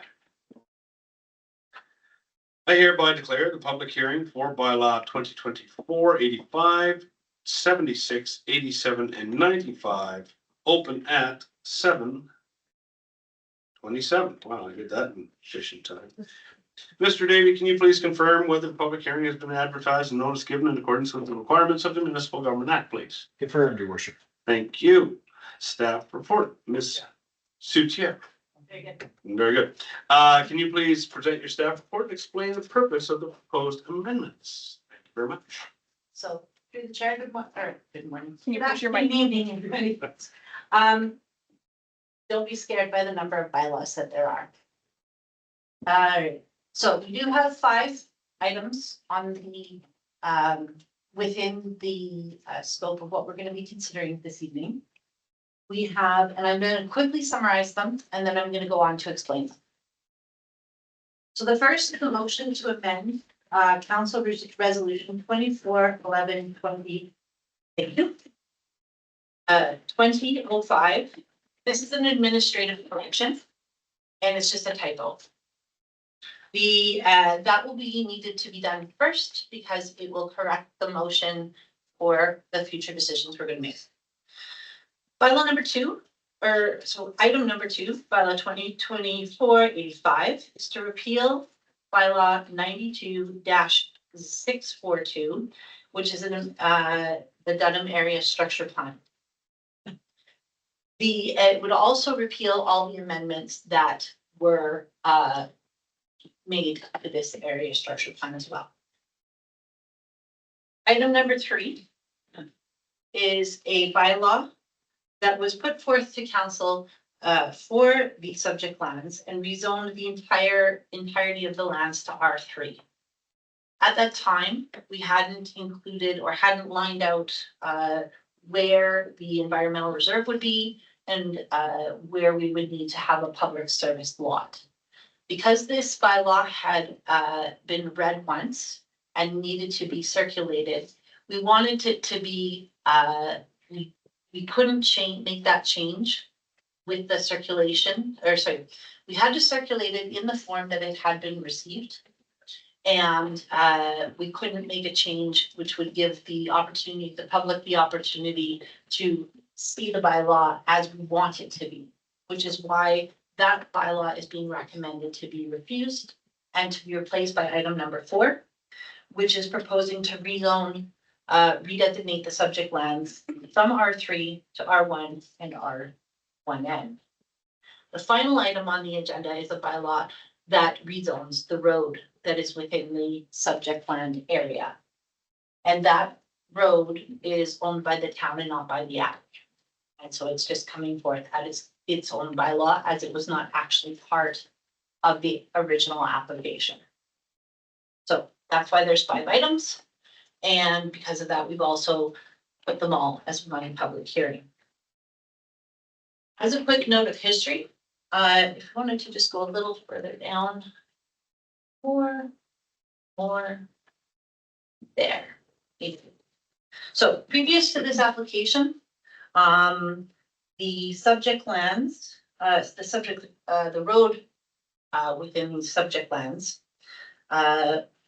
which was created in 1993, was put forth under on November 20th, 2024, council directed administration to proceed with declaring the westerly portion of road plan 9311948 as surplus. This is a resolution under council policy 19. Additionally, we determined the method of sale. It's noted that should this application fail to proceed, this sale would not proceed. This sale does not go ahead without an actual subdivision being approved, so we don't risk losing this and the applicant doesn't end up with a road that they can't do anything with. So the summary, the road remains the town's at this time. So I'm going to proceed with the textual amendment. So here we have the subject, we've just got a map there. We can just have a quick look at it. We could just go up a little bit. There we go. So this map shows the plan 9311984. I'm just going to approach the screen if that is okay with council. Okay. So I'm going to stand. Can council see everything? Okay. So this plan that's on here is actually this area here with this road. These lots look short. They've just on the plan made them, they put the little squiggly line, they are actually longer. So this is the road plan that's that was made as part of this subdivision here. And that's the part that we've declared surplus and available for sale should this application be approved. Thank you. And then the developer owns this parcel here and that parcel to the south. Okay, and this is the western, and we're speaking about the westerly 176 meters of this road plan. And the road plan is this little triangle bit and that portion. Thank you. All right, so item number 1, textual amendment. Within Council Resolution 2411-2005, we accidentally put in our motion that we were going to, it was a resolution affecting bylaw 09-642. It should have read bylaw 92-642. So the motion that will be presented for this is to make that amendment change. It is noted the actual bylaw itself, the text of the bylaw was fully correct. It was only the motion itself that had the administrative error. That's all I have to say about that one. Next one. Repealing the Dunham Area Structure Plan. So now we're getting into the meat of what this application is here. The town is proposing that we are going to repeal the Dunham Area Structure Plan. The Dunham Area Structure Plan was created in 1990, was adopted in 1992, so it's almost 33 years old. And essentially, the entirety of that area has been built out. There are a few little pockets here and there that haven't been completed. But in essence, there isn't a lot left within the content of the plan that we would have any actionable direction through. So the transportation is fully developed, transportation network is fully developed. The environmental requirements of the plan area It does require that we protect the environmental space along the existing stream that sort of runs from the northeast down to the southwest through the Dunham Area Structure Plan area. That that requirement to protect the environmental area is contained in the plan, the Dunham Area Structure Plan, but is also contained in our municipal development plan and in the Municipal Government Act. So regardless of the presence of the Dunham Area Structure Plan, that requirement remains. Utilities. So there's a very large difference based on the studies that were created in 1983, which is what the original Dunham Area Structure Plan used in terms of what water, what utility capacity we had at that time, and what utility capacity we have now. So that capacity has significantly changed and been updated. So we do not have the same limits. I just wanted to summarize those right now. For potable water, we do have the quantity available for this build out and the build out of the Dunham Area Structure Plan area. We do have to be smart about water consumption rates. So the supply available to the town to be used for residential, commercial, industrial use is one thing. The rate at which we use it in a summer where it's very hot and we have water restrictions is not the same as the availability of water long term. So we want to make sure we don't conflate the two components. Sanitary wastewater, we do have the treatment capacity for these additional homes, as well as if we were to build out the Dunham Area Structure Plan area. Storm water, we the only thing with the stormwater, so the applicant, when they would, should it be approved and we were to proceed with subdivision, would have to show that they were able to accommodate their stormwater either on site, but they can't change the flows on and off their parcels. Whatever comes onto the parcel and whatever leaves the parcel remains the same. It's up to them to figure out how to deal with their any stormwater changes due to building on the site themselves. So that is a note that I will make. We have a tentative idea for the subdivision. This has not been being approved at this time. You're only approving the zoning. And should there be something that comes up in subdivision that makes that change happen, that's when we would deal with it. And if they have to come back and change their zoning because of that, they would come back here and change their zoning to match. And then the internal roads would be curb and gutter. So those are the base utilities that we deal with. Density. So density is one of the big discussions that we have with the plan area. If we take the entirety of the Dunham Area Structure Plan area, and we imagine that this lot built out as proposed, and all the remaining vacant or undeveloped, let's call them lots, were to develop. The Dunham Area Structure Plan area as a whole, it's very close to what the plan from 1992 proposed it the full density be. The issue with this lot is within the specific area of this lot, it would exceed the density.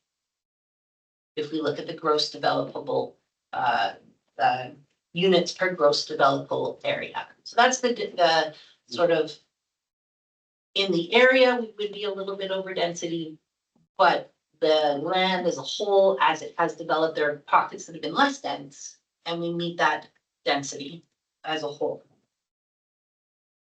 So because of all of those things, administration currently would support rescinding or repealing, and those words are kind of used interchangeably, the Dunham Area Structure Plan.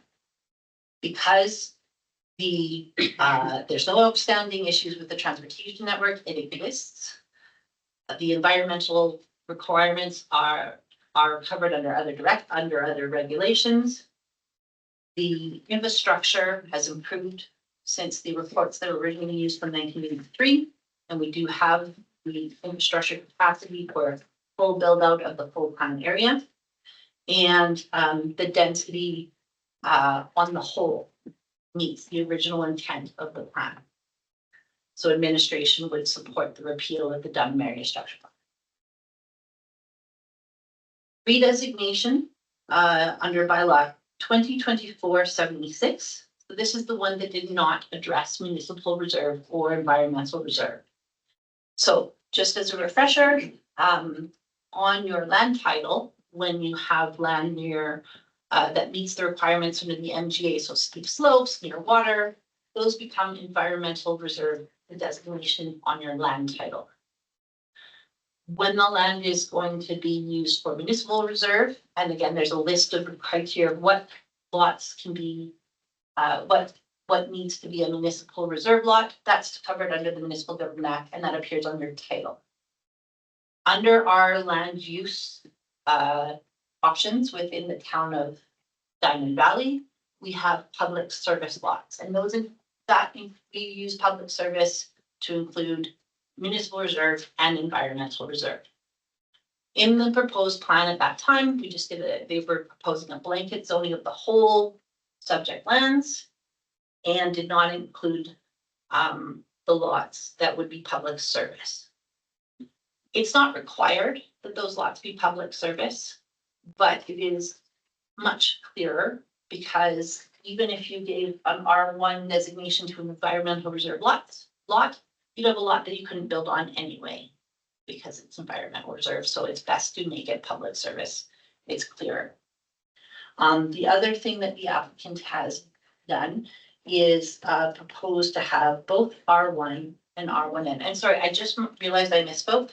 The previous application had applied for, I believe, R1N on there that we gave first reading to and not R1. So this application, the next application will have R1 and R1N instead of just R1N. So administration is not supportive of second reading passing for bylaw 2024-76. Bylaw 2024-87. So this is the actual plan that the applicant would like to proceed with. In our file, we should have a map that looks like this, and it will be labeled site plan. I think it says reduced size. It is not one of the attachments here, it's in the folder. If you can't get to it, I can pass it along. Yeah, and it's also in the basic one in there. Yeah, it's Got the right one. Okay, let me see if I can make it bigger for you. Okay, so again, I would reiterate to council, this is a guide for our rezoning. This subdivision, those lots are not being approved today. All we're doing is approving the zoning. And if something happens and that does not proceed, they may have to come back and adjust the zoning that we are approving today, but those lots are not being created through this application. All right, so the subject lands have been formally allocated as for residential development under the Dunham Area Structure Plan since 1992. In addition to that, this area has been under several plans from the Calgary Regional Planning Commission going back to the 80s. They've had residential proposed, they've had industrial proposed, all sorts of things here. And we are back to residential. There is one existing structure one existing primary structure, which is a large home. It was originally created in the original structure permit was granted in 1975. And over time, the home has been expanded and had multiple units added to it. Should this application proceed and proceed to subdivision. The proposal is for that existing home and any other structures to be removed. The proposed development is proposing a P loop type design. So it would be one lot coming in. And if I may approach again.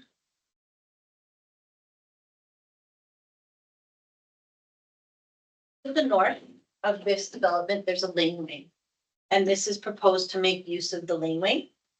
And one of the discussions has been about emergency or alternate access. And so that is a subdivision discussion that would go forward with a potential option for a connection to that laneway. Again, this discussion tonight is about the zoning. So just to be aware that that has been brought forth, something to go to the north, which is why I say this is not necessarily exactly, this is not the discussion, the specifics of the lot, but the road design would come here. Here in the dotted line, you can see where the existing road plan is. It more or less covers where the proposed road would be. Thank you. And we would have the P loop. Thank you.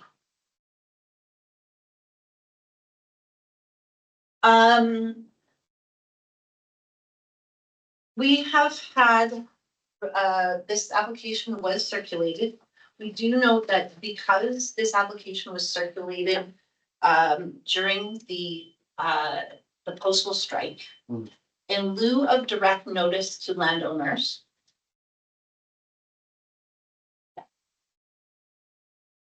Okay. Everybody can hear? Excellent. Okay, so because this was circulated during the postal strike, in lieu of direct notice to homeowners, the application was put into the paper, was put in for a longer period of time. We did end up changing the date that we were going forward, and it was put in an additional week. The paper is available for free online if anyone didn't have access to a physical copy of the paper. There was a posted notice on at the site itself. And we also put a notice on our electronic sign that said, for our subdivision and rezoning notices, please see the town website. There was a notice at the front page of the town website that linked directly to where any applications that couldn't be direct circulated by mail during the postal strike were available. And so that link from our front page of our website to the same notice that appeared in the newspaper. The notice that appeared in the newspaper is the same notice that would have been mailed to the area landowners. So public service indicated that they had no concerns with the area, but public service and some of our other internal comments did address some items that we would need to see addressed should subdivision go forward. So those touched on the size of the roadway, parking, the land use, sorry, not the land use, the dimensions of the lots needing to meet the requirements. And we did look at design. So redesignation of land does not evaluate the future built form. So we don't evaluate what type of houses will be here beyond just single family or apartments being allowed. So we would not be prescribing any architectural design and beyond setbacks and height restrictions. And we do know that any developments then the site would have to meet building code. The developer is, should this application be approved, able to put on architectural guidelines. Those would not be enforced by the town. That would be up to the developer to determine how those would be upheld. Under our land use bylaw, we do have, we did have under section 6.4.8, which is the R3 district, a maximum density on this parcel. So previous to the current application, another application had been brought forth. They anticipated that they would put 68 dwelling units and apartment, no more than 50 apartment units and 18 duplex units. Previously, we had amended our land use bylaw to include that because it was a variance of the Dunham Area Structure Plan. This clause is no longer needed because it is under the R3 section of the land use bylaw. And they are not proposing R3 on this site. So to clean up our land use bylaw, we would like to also include an amendment at second reading to include removal of this section. Administration supports bylaw 2024-87 because the area has remained designated for residential development since the 1970s. The proposed residential use and density can be supported by the existing municipal servicing capacity. And we also support the removal of section 6.4.8 as it no longer serves a regulatory purpose. Final bylaw 2024-95. This bylaw proposes to amend the road. The proposed road, I believe there is a picture in the, go a little bit down. Page 95. Just go past. Did we, That's 99, but. oh, that's okay. It's the same one that we have seen before. Yeah. Actually, the best diagram under the bylaw, if you brought up the bylaw 95 itself, there's a picture that we're dealing with that road into a little further down. There we go. So you can see the little colored portions. I'm going to approach the item again. So we do have this portion of the road proposed for redesignation and this little section of land at the sides proposed for rezoning. So, the reasons on this application are exactly the same as it's part of the same area. It's just the road portion. Administration supports the bylaw because the area remained, the area is a road, would be incorporated into the lands. And we support it for the same reasons as the previous bylaws. We do know that the surrounding area does have residential, mostly R1, single detached around the subject parcel. The portion of the lot that is ER would be designed or proposed to remain ER and protected by being a public service lot. And you don't have any development constraints. We do know that there is an existing water utility that runs through the center of the parcel. That would have to be, should this application be approved, the subdivision would have to prove that that can be relocated within the bounds of the road and it would maintain the same capacity. This concludes the presentation that I have for council. If there are any questions. I am sure we'll be here for an hour. I apologize, I did have one other item. We did have a letter submitted, and I can read that. We'll get to those. Are we not already? No, we'll read those later. Oh, just right now it's for administrative questions. So council questions for administration. Heather, lead us off, followed by Deputy Mayor. Thank you for your report. It's a lot. Will offsite levies apply to the new subdivision if the Dunham ASP is rescinded? Yes. Dunham area structure, or sorry, offsite levies are not dependent on having an area structure. Okay, I just wanted to double check because I know we do have offsite levies for the Dunham area, so. It's a separate bylaw. Okay, thank you. Deputy Mayor. Kimberly, thank you very much. Very good presentation. So going to the Dunham Area Structure Plan, can you please remind me, why can't we just maintain the original density as outlined in the ASP? Even, given that there are 2 other parcels of land that are undeveloped in the ASP right now. So the overall density of the area structure plan is being maintained, whether we have the plan or not. And that is with a presumption of this developing as proposed and all undeveloped areas of the plan also being developed as proposed or designated or intended. The part that we couldn't in this specific site is proposed for higher density. Council always has the option to say, no, we do want that density maintained. And they can do that whether they have the area structure plan in place or not. That's up to council. It is noted that previously council had intended for a much higher density of 68 lots, 60. Yeah, 60, 50 and 18. Yeah.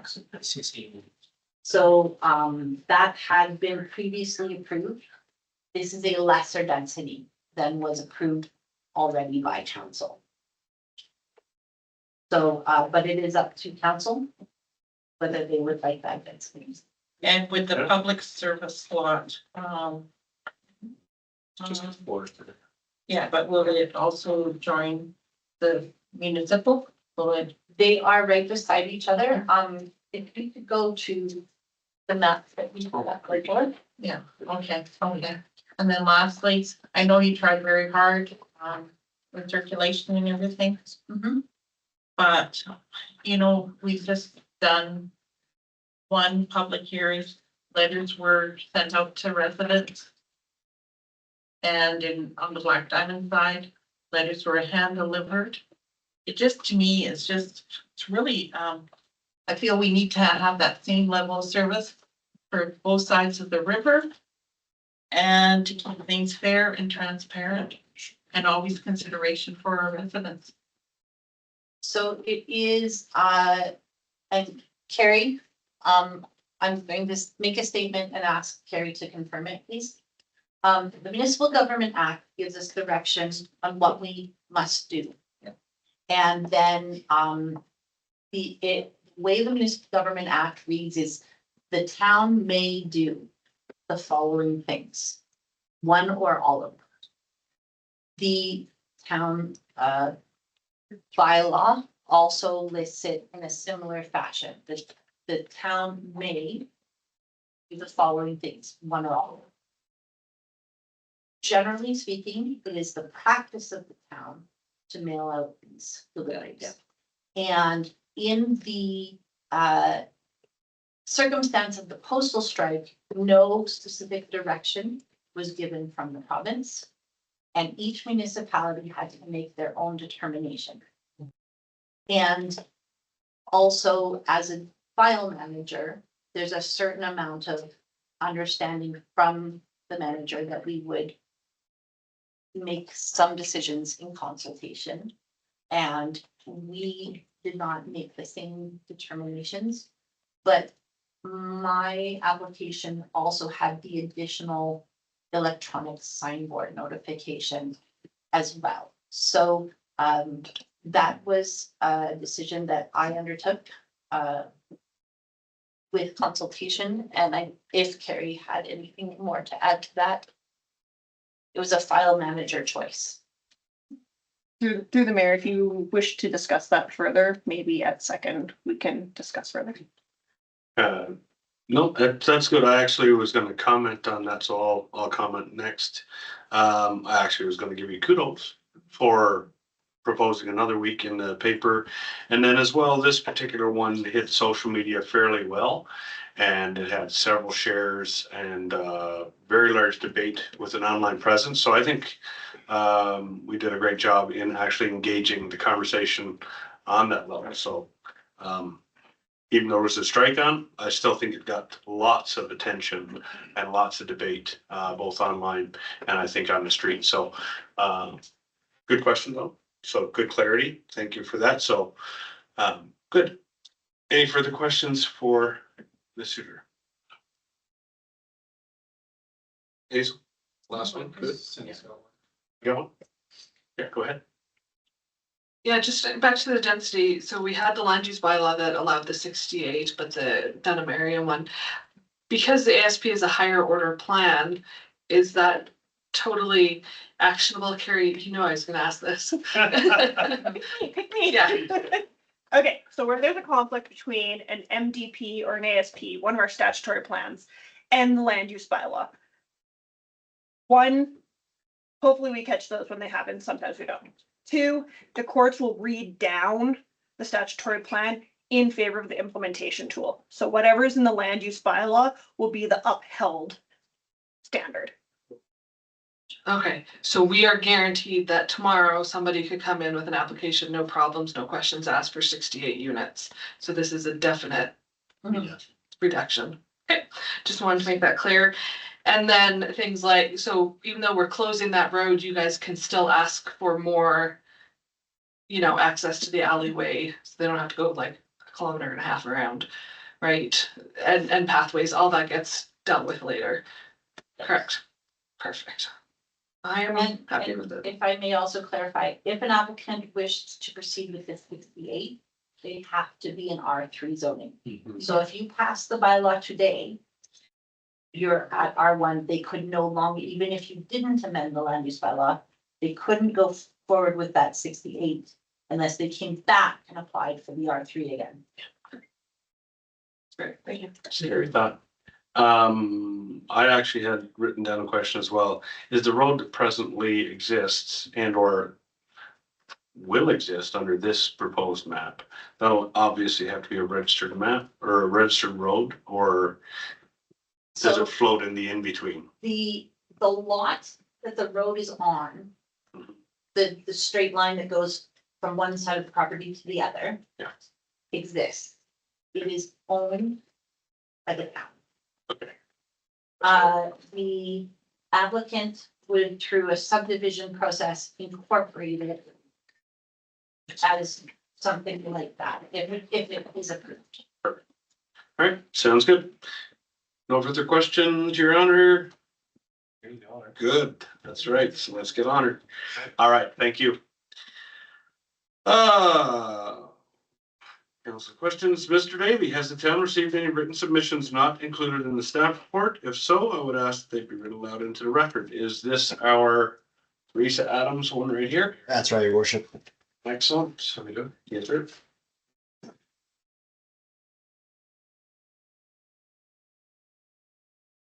Hello, Kim.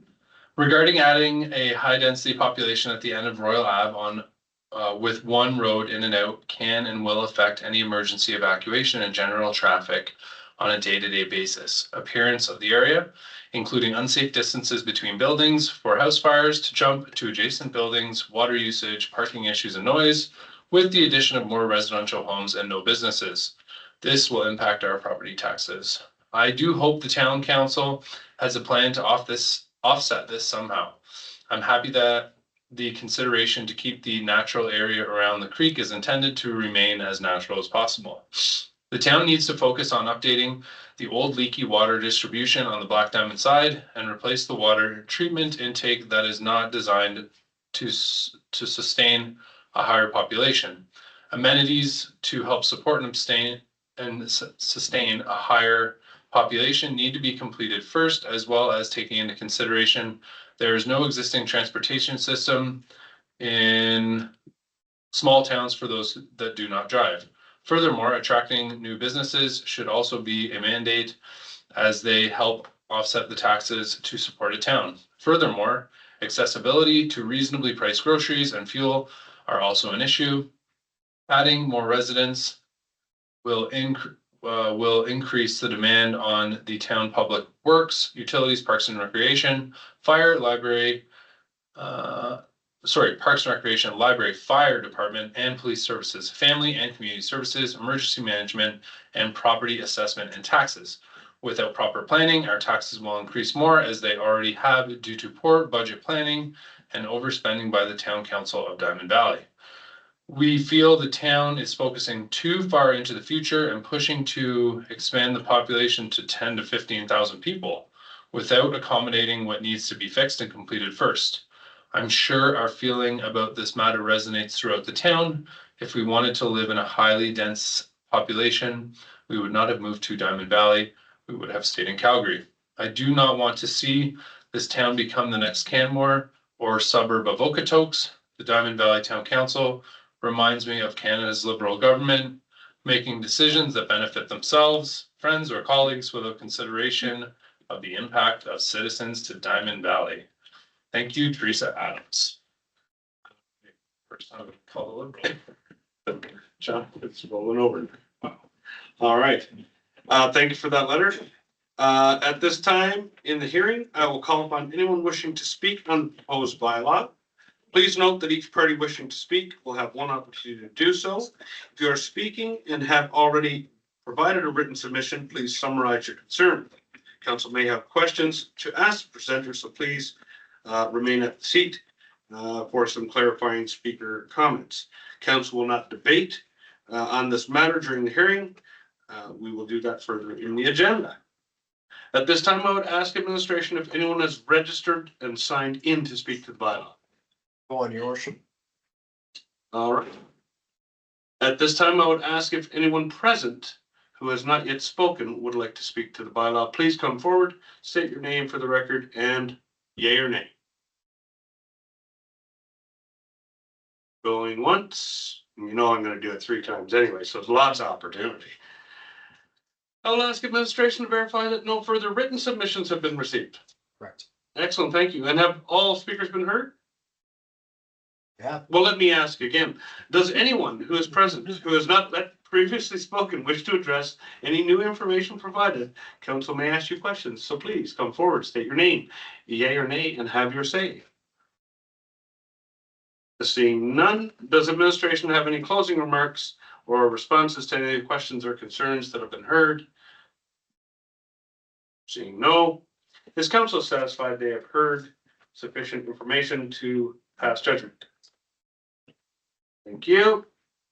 I'd like to thank all those who took time to speak to the proposed bylaw change and provided written submissions for the comments. Council will take your comments into consideration and when deciding on this matter further in the agenda.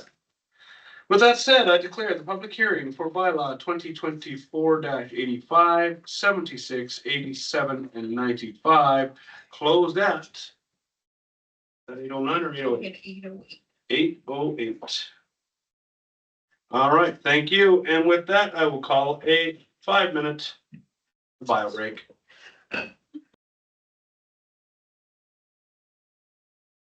Yeah, guys, what are we on? We're on 9 Delegations, aren't we? Delegation. Yes, 8.1, Diamond Valley Disc Golf Proposal, Mr. Ian. And I'm not gonna try and pronounce your last name. I'm gonna let you tell us what it is. So why don't you come up here to what we like to call the hot seat? Is it Irish? Full. No, Penhaligon. Penhaligon. That's exactly. Penhaligon. Nice. I'm very excited. Penhaligon. There you go. The All right. An Irishman. Yeah. Ian. I wasn't actually Welsh. Oh, there you go. Sorry, I should have known. There you go. In Dublin, so. Very excited to have you here to give us your take on the Diamond Valley Disc Golf Course. This sounds very exciting. Why don't you just light up that mic? And like I say, if it squawks, turn it off, but the floor is yours. Walk us through your idea. Page 3. A little off script and there. Good evening, your worship and council members. Thank you for having me tonight. My name is Ian Penhaligon and I'm here to talk with you about the sport of disc golf and how we can put Diamond Valley on the map within the disc golf community. Disc golf is one of the fastest growing sports worldwide, and it's played similar to its rather expensive cousin, traditional ball golf. But unlike ball golf, where you need to pay for costly equipment and green fees, a round of disc golf is typically free, and at the very least, individuals would need to purchase themselves a $20 disc. It's a recreational activity that promotes physical fitness and can be enjoyed by the entire community throughout all seasons and weather conditions, regardless of age. A typical game lasts approximately 1 to 1.5 hours, allowing for convenient scheduling. The introduction of this amenity would provide residents with increased opportunities for outdoor recreation, socialization, and family bonding. Moreover, the presence of a disc golf course would attract visitors to town, potentially boosting local commerce and yielding positive economic impact. As mentioned in my supplied PDF, I've consulted with town staff members in planning, parks, and civic operations and received positive thumbs up approvals and urged to seek council approval too. Oh, sorry there. Nope, sorry.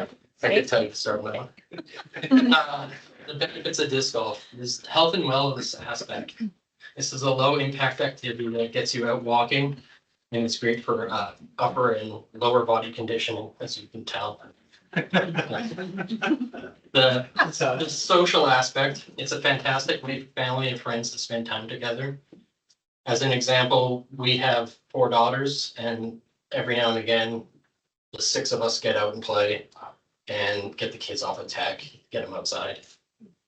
The economic aspect, this would drive disc golfers to town all year round. We're also likely to spend money within the town, whether it's on gas, food, or drink, hopefully boosting the economy.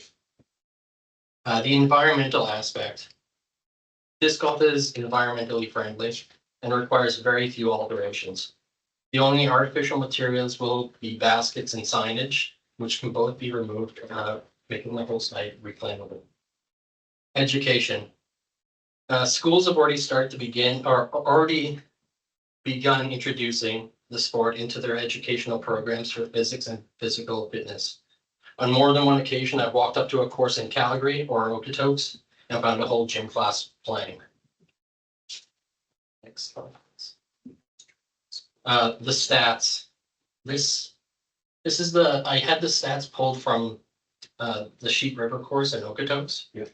These stats were provided by the disc golf tracking app UDisc, showing the information for 2024. There were over 3,600 rounds played, and UDisc estimates that only 1 in 5 rounds are actually tracked on the app, which would put the number far higher than 3,600.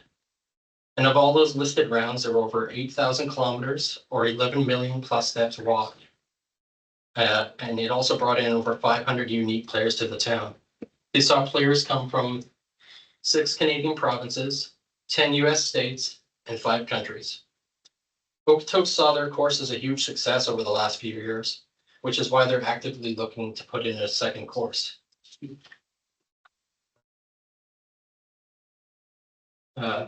We've created several variations of layouts after spending countless hours at the course. And as seen in the PDF, the sample layout provided not only starts and finishes at the parking lot, but if you press for time and wanted to only play 9 holes, both the front 9 and the back 9 also start and end at the parking lot for convenience. Each hole will have a long and a short tee pad option to appease both the beginner and the more advanced players. When it comes to final design, before anything is picked, we'd invite other players out, like Jeremy and Micah, to help tweak placements of the baskets to make it the best that we can. We want to build a course that people can't wait to play and play again.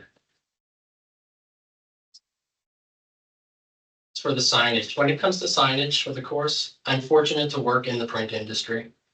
I personally would absorb the cost associated with design, print, all materials, mounting, and signage, or all the signage. Cool.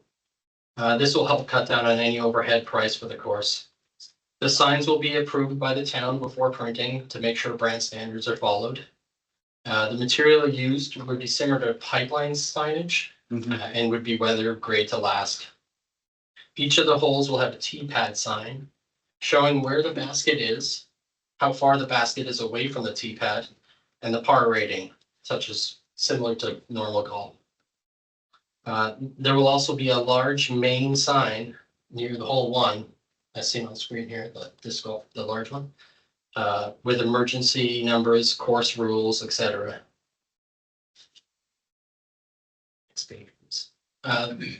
The specific location was selected for several reasons. First, it's an underutilized area that's big enough to create a true 18-hole course. I say true 18 because some courses will have 1 tee pad and 2 baskets. If space is limited, That option works great, but it comes with caveats, such as backups on the course and the inability to host tournaments.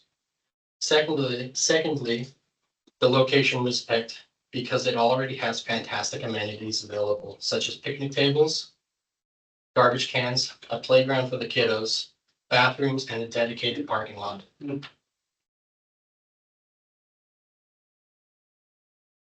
The basket quote on screen is from about a month ago, and the shipping reflects the need for a truckload of lift, as I got a quote for my home address. So if the town has a building with a loading dock, the shipping costs would be reduced, and I would procure new quotes to reflect accurately down the road. As previously mentioned, any and all signage would be covered by myself from design through finished product. On top of that, I've had numerous golfers volunteer time to help get the course cleaned up if it goes ahead. My brother, who's a woodworker, has offered to build benches for around the course. Mr. Beaton has offered in kind the use of Parks Department equipment to help auger holes and clear some fairways and brush an initial setup. I've put countless hours into this to date and plan on countless hours more, both working on the course and, more importantly, playing the course, hopefully with a few of you. Next and final page. Our ask. Our ask is a two-parter. First, to have the underutilized area around the Field of Dreams baseball diamond delegated as a disc golf course. And secondly, help with a financial offset to purchase baskets. If approved by council, we work closely with Craig or relevant town staff to ensure the course complies with any specifications to make sure it's a success. The quote, to quote the great 80s movie Field of Dreams, which seems fitting for the location, if you build it, they will come. Excellent. Council, questions? I know you got them. Go ahead, Brendan. Oh, what a great presentation after the night we've had so far. Not to say we don't mind what our funding team does for us. We love it. We love it. This is just such a refreshing idea to come to the town. And I played a little bit myself. I absolutely love the concept of it. I love it.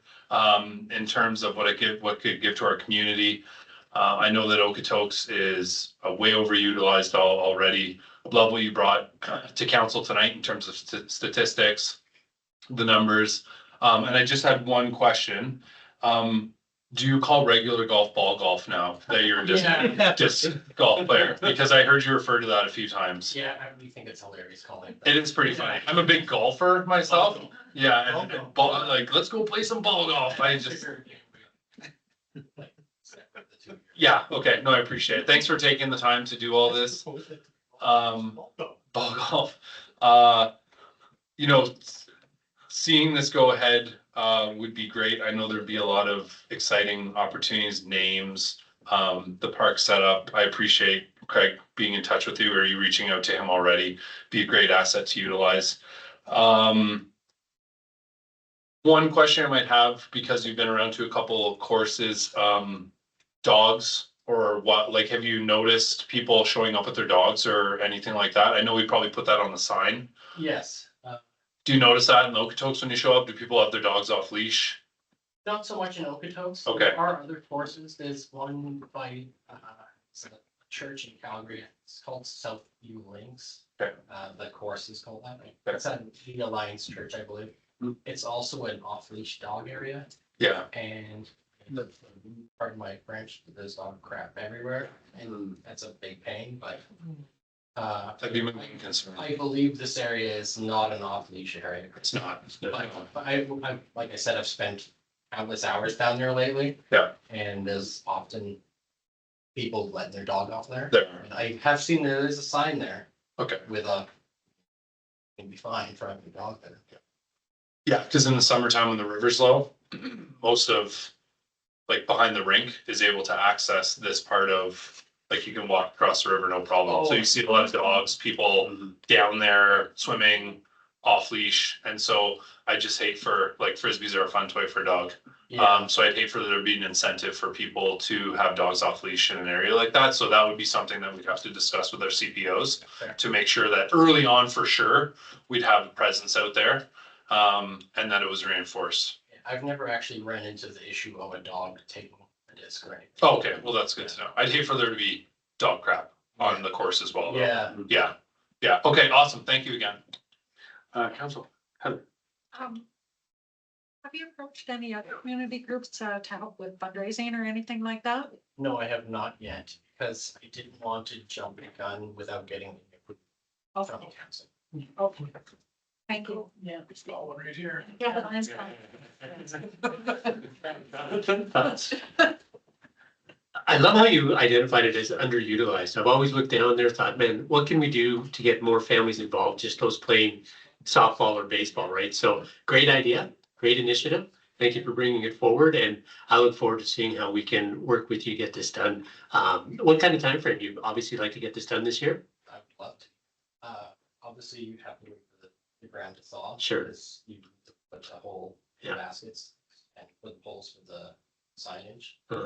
But really, it's pretty good down there already. And under the snow, there might be stuff you can debris. And Yeah. Safe, but No, that's cool. I look forward to seeing how we can help you.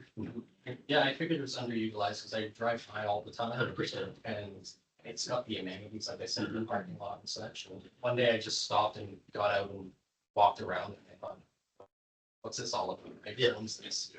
And then, you know, something for us to consider as we see more people down there. I would love to have, like, I grew up in Calgary. Edworthy Park was fairly close.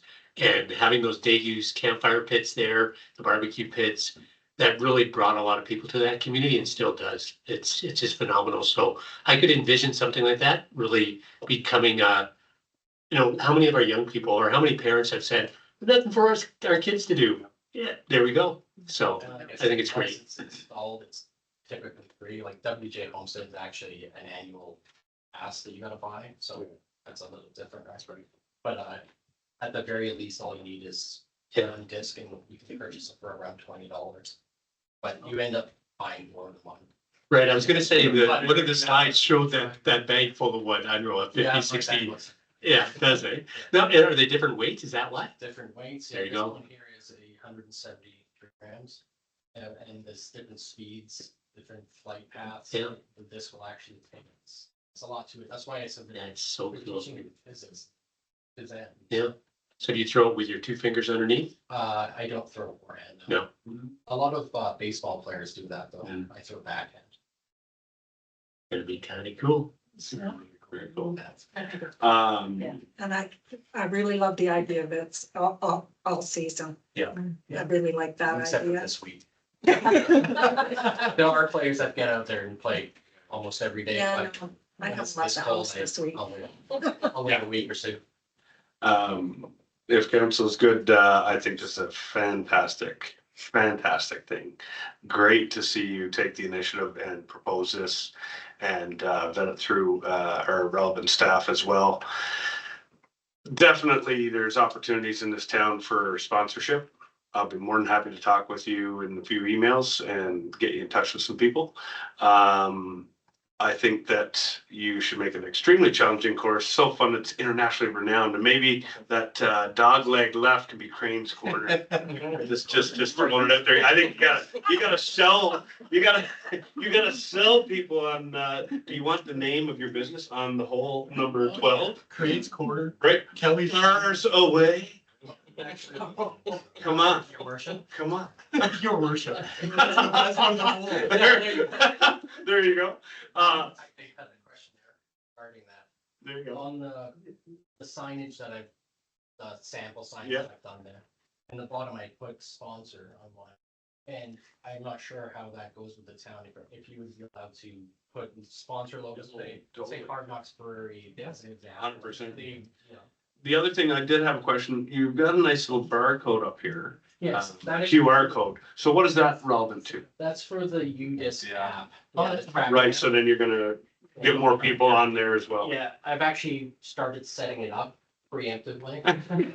But, I just, you get excited. That's called initiative. Yeah, but, that QR code there is actually, it'll just take you to the app, so you can download it if you didn't have it. Awesome. No, that's great. What about a river crossing? you do have ball golf on the other side, and they do own the land. So technically, you could say, hey, there's PR here. Yeah. You could have a river crossing hole that would be really cool and probably put you on the map. But I'm just throwing stuff out there. So anyway, I like your idea. I love this. I love everything about it. I think council's 100% on board. So we want to put this, to some motions here to get it fully committed and moving. So the first one's very simple. Your first ask, let's just get this land here that is delegated. Let's make it delegated as a disc golf course. So that's the first motion. Excellent. Any debate on that? All in favor? It feels like I just saw a planner kind of question, how do you designate Now, land? you get nothing. Would you like a legal description? Yeah, you want the legal description of the said land, right? I know. I think Okay. we can bring it in now. I will make a friendly amendment to include a legal description of said land. I could pull up my GIS too, Carrie, but I'll wait on you. Do we actually have? It'll be Yeah. legal description. Yeah, it's good enough, your worship.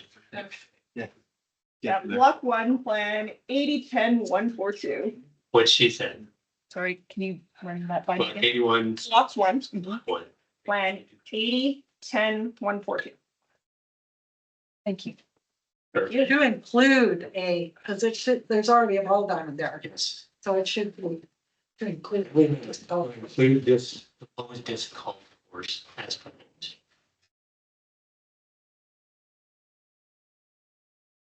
Good. All in favor?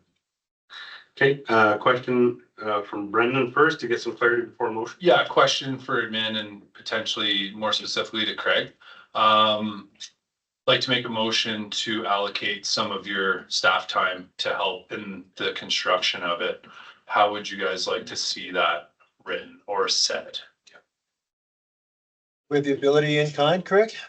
Yeah, that's fair. Through the chair, I believe that, the site, Ian and I have talked about this.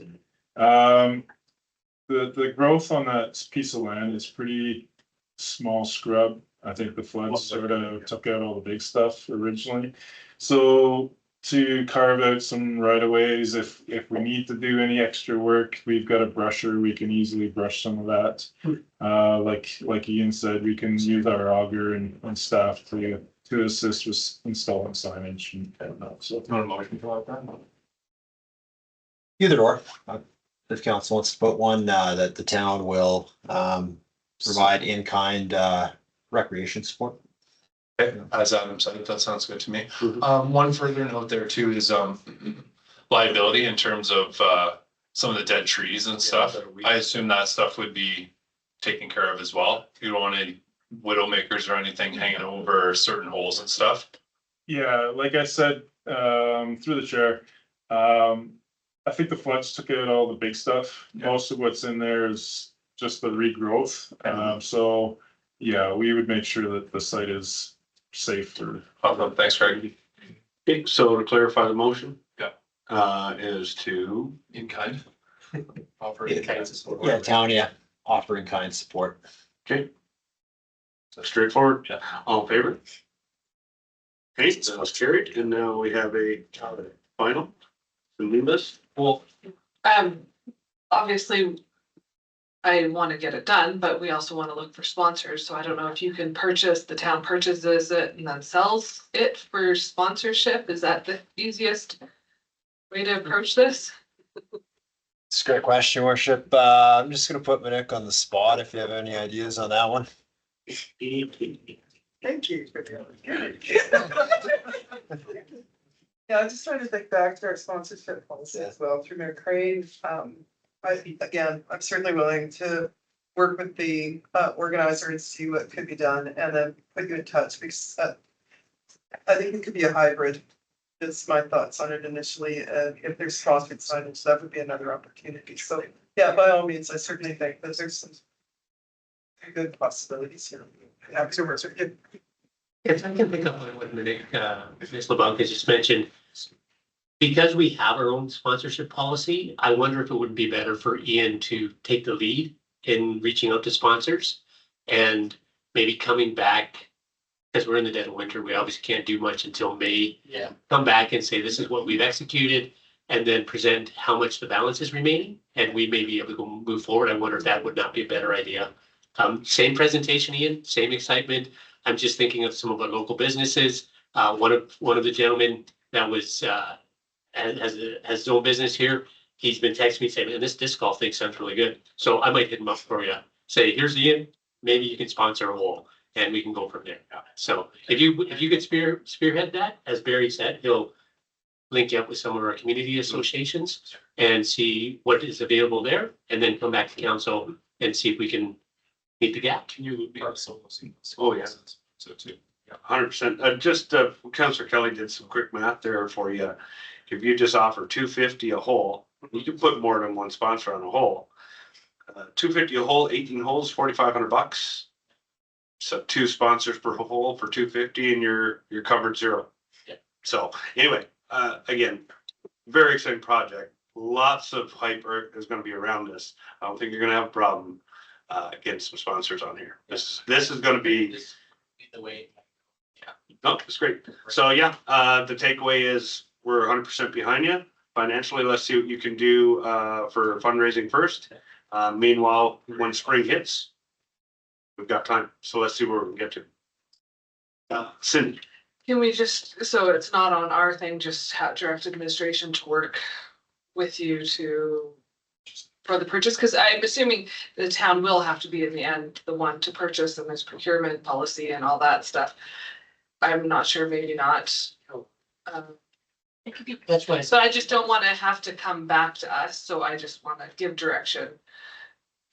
Something for administration to just take care of this work with, Yeah, I guess it'd be up to council, your worship. I mean, we could run that as variance, purchase those. That's sort of up to council, right? Cause like Nick mentioned, there's some complexity there with sponsorship on our side. So the 2 options is what was presented to have.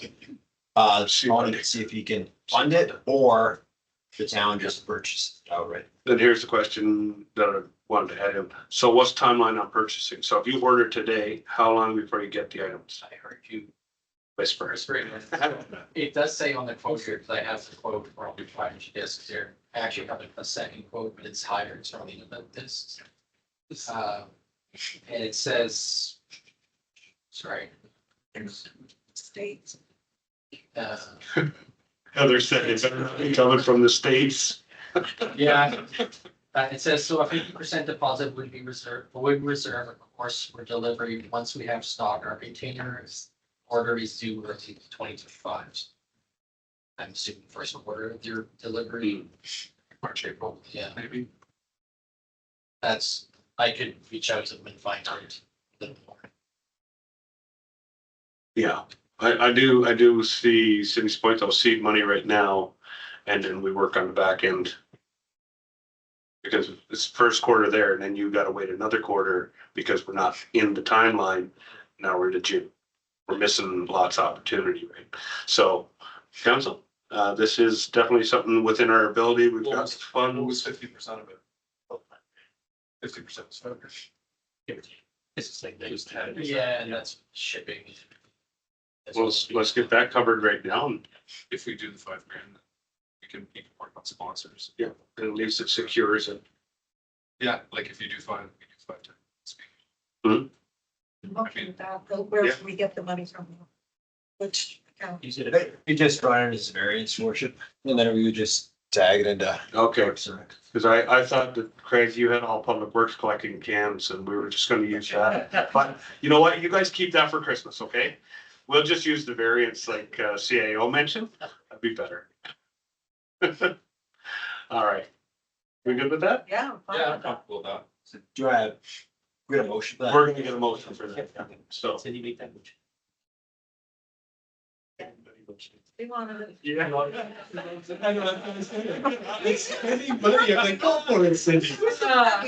I just have zero doubts that they're gonna get sponsors for it, so I wasn't too worried about this.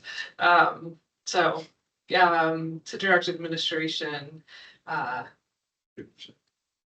the town will own 50% of of the costs, and get them ordered. I don't know how to say it. If we're late. baskets. Yeah, We've got the intent, your worship. thank you. That's so helpful. We've got the intent. It's the 50% of the provided quote for securing the equipment mentioned.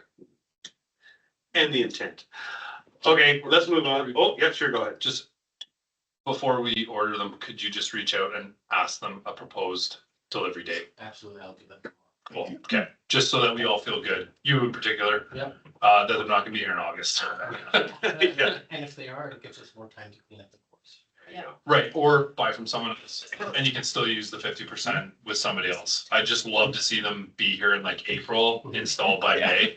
If the ground and weather Yeah. permits, so that we can get a full season out of it. Just a small thing to your worship, but just need to make sure the invoice comes to the town's name. So maybe just connect with Craig after. Okay. Make sure that everything's- Good stuff. The town will own them, so. Yeah, and red to somewhat match your logo. Oh, that'd be awesome. Well, works with Craig. So, Hey, if we're going, like, get the this branded as well, you know, that'd be awesome. hey, we should have some cumulus. We'll get there. Let's vote on this. All in favor? Thank you. Green light, man. Excellent.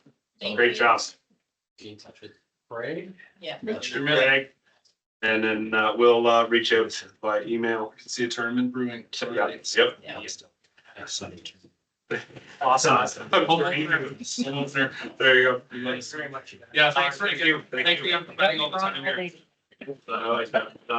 Gonna sneak out, get some liquor. Absolutely. Yeah. Four girls, I was gonna mention, like, yeah, you get your hands full. Can't get the more girls tomorrow morning, man. Yeah. This is our like vacation. Exactly. Fourth night out. This is my vacation. Thanks, guys. Yeah, thank you. Okay, ladies and gentlemen, we've got our motions taken care of. 9.1. Let's jump into this. Let's get motions on the floor for debate. Then open. A lot of these are just. And a lot of them are just first readings, so don't wait time. Here we go. Bylaw 2024-91. First up, 9.1. Second reading for that. Second reading is up. Any discussion? Any questions that you have? This would be ASP. This is the, Speak to us, Cindy. Yeah. yeah. So, I yeah, don't have a problem with these at all. Oh, yeah. this is just how, this is what we had asked for when we removed the MPC. Yeah. To have this level of control in place. So, yep, let's do second reading. Excellent. Thank you. All in favor? That's carried. Hazel gives us third. Yeah. That council give third reading to bylaw 2024-91. Thank you. Any comments? Just to, quick comment, I love the fact that young Jennifer, new Diamond Valley resident, came out, expressed her concerns, found out that, hey, there's a couple more things at play here, and this is actually working in favor of controlling those types of situations, and really happy to see that participation and to be able to clarify it. So with that being said, I love this area structure plan bylaw. I think this is what we need. And I'm glad that Councillor Cindy really pushed forward on this one. So thank you, everyone, and all in favor. And that's carried. Thank you. And she left with good news. Oh, yeah. You know, she was clearly like, oh man, It's gonna be how. just moved here, like Yeah. this is brutal, and Yeah. then she's like, oh, okay, like you could see her, the relief. Yeah. As we were telling her. Yeah, Heather, I thought you handled it really well. Thank you. Yeah, very good. Very good. I apologize because I kind of spoke for all of council, but I think that we're all kind of on the same track there. We want to keep that small community Yeah. feel. And I thought you we know. all love our community kind of as is. We have some challenges, but yeah, thanks. Yeah. Okay, 9.2, bylaw 2024-92, Cindy. Yeah, the council gives second reading to bylaw 2024-92. Excellent, thank you. Discussion. Same thing. ASP. Alrighty. The valleys. There you go. All in favor? I'll give you a third, Third for Brendan, give you a third and final reading of this time. 2024-92. All in favor? That's carried, thank you. 9.3 is bylaw 2024-88. This is 514 Windsor right here. So I can give you the first motion, which is that council amends bylaw 2024-88 by adding and 5 to the legal lot description. That 100% correct, just to be clear, that's exactly what we needed to do first step, right? Okay, and this is technical work that just needs to be paper corrected. Just to be clear. Through the mayor, when I wrote the bylaw, I didn't realize it was on 2 lots. So it was wrote as lot 4 and it needs to be lots 4 and 6. Excellent. And 12 years on council, and I've always thought it was 1 lot, so there you go. All right, so that's clear. All in favor? That's carried. Thank you. All right, can I get we've given this one, yeah, okay, I'll go. give you second reading, then we can debate. So council gives second reading to bylaw 2024-88. Thank you. And we are open. Comments, please. I can open the debate. Yep, please do. I think that the residents of the entire, I recognize that there are people that living right around it have concerns about density and seeing more stuff built here. But I like the fact because we own it, that we could have some say about it. And I would like to maybe at Cal be able to talk more about what could potentially go here. And if we want to put any restrictions when we go for sale of it. But we need money in our coffers to fund the capital plan that we have for the town that's severely underfunded. So we need to get the best and maximum value. Doesn't mean it's gonna stay R3, but I think it will get us the most value for our tax dollars. So I am in favor of it, but I would like to have control over what actually gets built here. Excellent, thank you. Heather, and then John. In order to do that, we have to do direct control. No, she said we didn't need to. No. No, Your worship, Sorry. can you clarify like how the town can maintain that control via the sales agreement? Yeah. Through the mayor, so there are a couple mechanisms. One would be regarding development timelines. The other would be in the sale process, we could do kind of like a tender where they have to submit like a pre-app of something that would commit them that like, hey, this is our proposal, and then you can have them literally all laid out in front of you. Because you are not obligated to sell to the highest or lowest bidder in most procurement processes. So if you wanted to retain some control in that regard, I believe there are legal mechanisms that we could pursue to do that. For example, would that be, we would propose, here's lot X, land use R3. We are open to proposals for sale. Please attach 3-page schematic rendition. End of story. And then we could address interested parties. I believe that is an option available to us. Brendan. Yes, if I may interject, I'm just not sure how those would be legally binding after we sold them the property. That's the only thing I'd be curious about understanding. So you could make it a condition that they apply. Condition of the sale. Yeah. To the rendition. Yeah. Something, okay, all right, okay. It's an option. It's not saying. Ask that's what Chris, we're gonna I'm do. not a lawyer. Yeah, no, and I know that it wouldn't be perfect either. I mean, I think what I was thinking more along the lines was, height, density, those types of things versus, cherry picking. We've never done like something like this before. And again, we're not developers. So anyways, sorry. Yeah, thanks, your worship. I think if this went through the next step, we could bring it back to the cow, talk about it in a bit more details and how that would look, because at that point, I'd actually want to do a market assessment. What I was gonna ask, So we'd have a bit of an idea. So this is sort of framework, and then committee of the whole, maybe we can talk details about how that would look. So if I may, just a point of clarification, I know you've got your hand up, but And Brendan. I just want to pick up on what you said about the assessment. So would it be better for us to maybe accept second reading, but hold off third reading until the assessments before we decide? Because we don't have a dollar number. Is it better at R1? Because what I'm thinking is this. Talking with one of the developers and speaking to Peter Sutherland's point about an R1N and how he wants to do smaller homes, we have a comprehensive residential dwelling potential for all of our zones, whether it be R1, R2, R3. It's page 68, pardon me.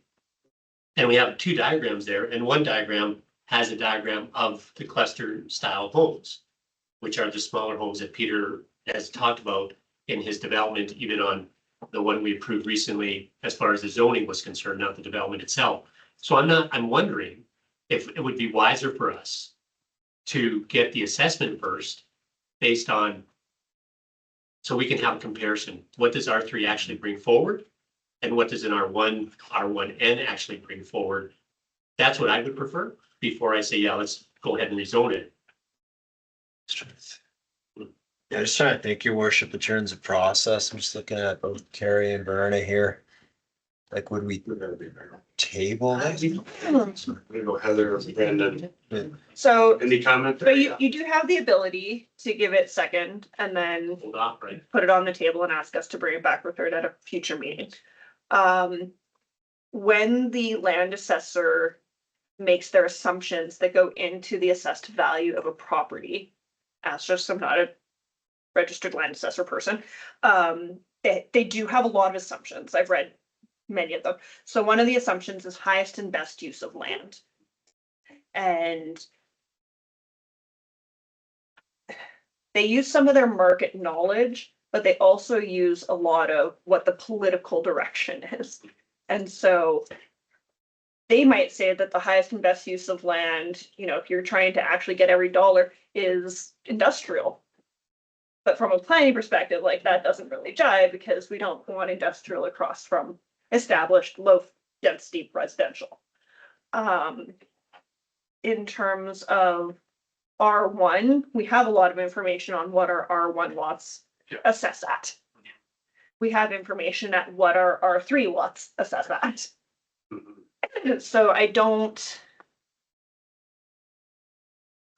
see it coming back as R1 being a higher assessed value. So the question is, from a political standpoint, what is the highest and best use of land?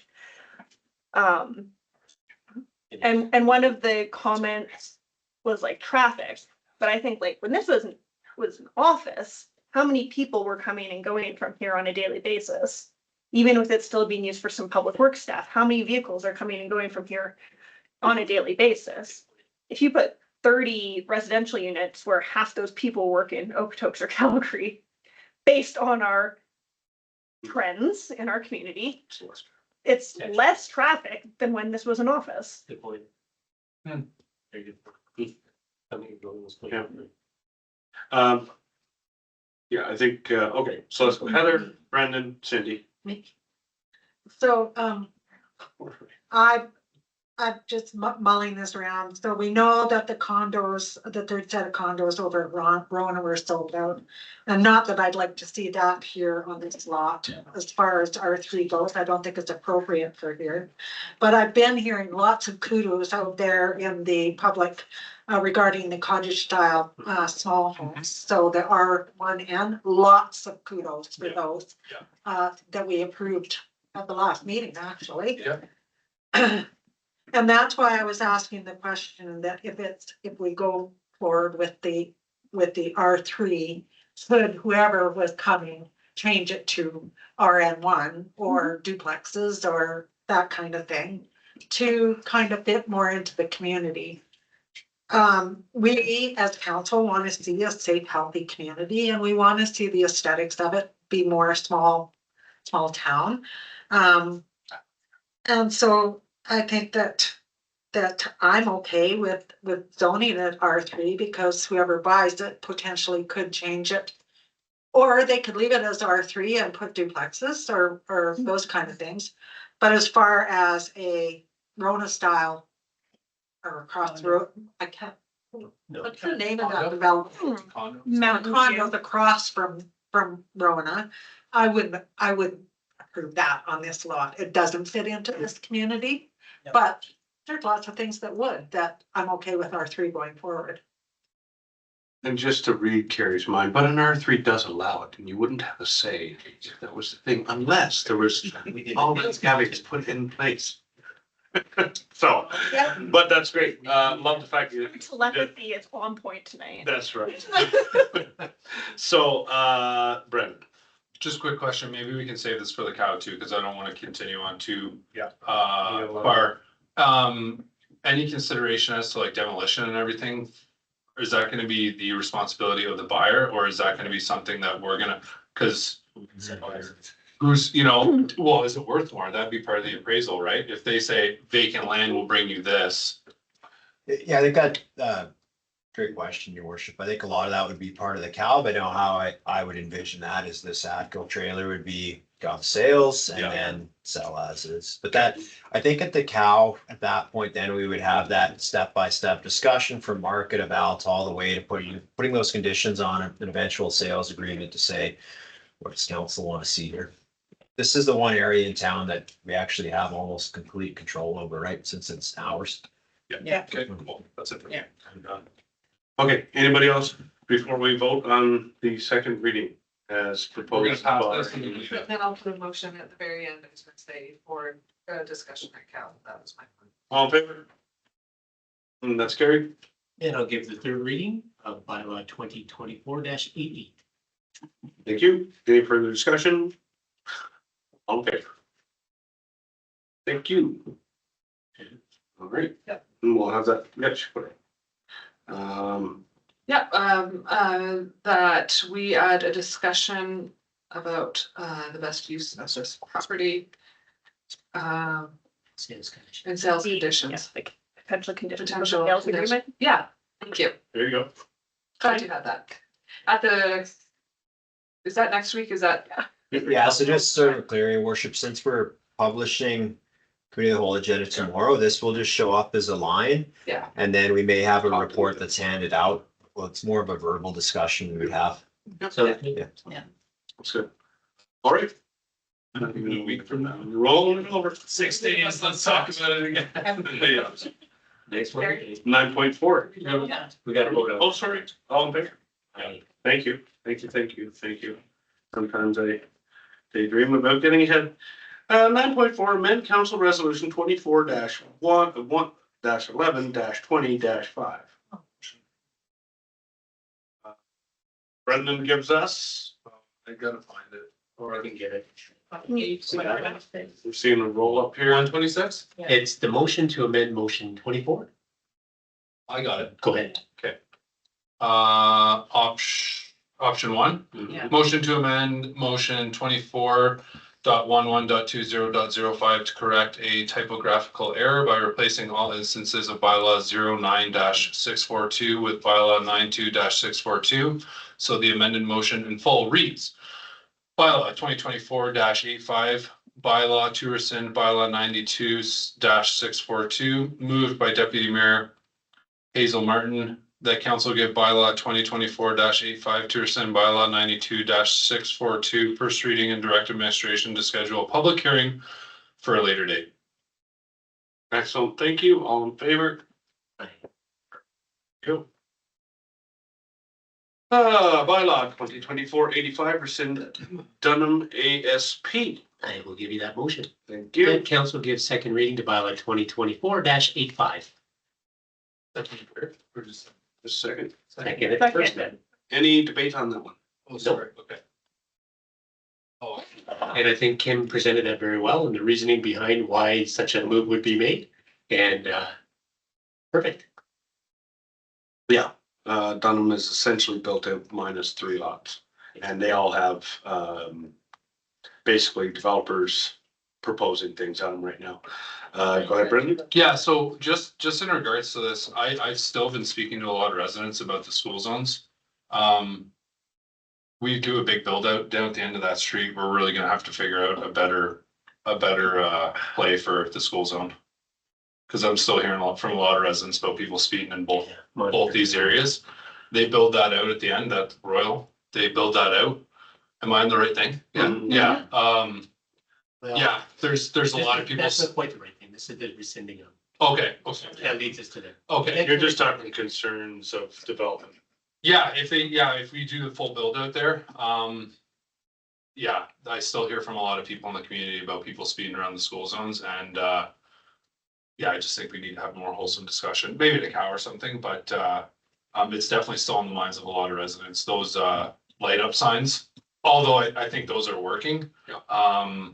We may have to look at speed bumps or something a little bit closer to the schools. Absolutely, your worship. I think maybe at a future committee of the whole meeting, we could bring in The data. Matt Hogan and some data and we That would can be awesome. actually look at some traffic enforcement. Thanks, Gail. Okay. We have a motion on the floor. Second reading. All in favor? Thank you. I'll take a third. Hazel Gibbs. There, quicker. That council gives third reading to bylaw 2024-85. Thank you. All in favor? Yep. And that's carried. Thank you. 9.6 bylaw 2024-76 bylaw to amend Turner Valley Land Use bylaw 21-1114. All right. Where are we here? Let me just flip over a page here. And this is the one we need to defeat. So I'll make it as a positive motion, so long as we defeat it at second.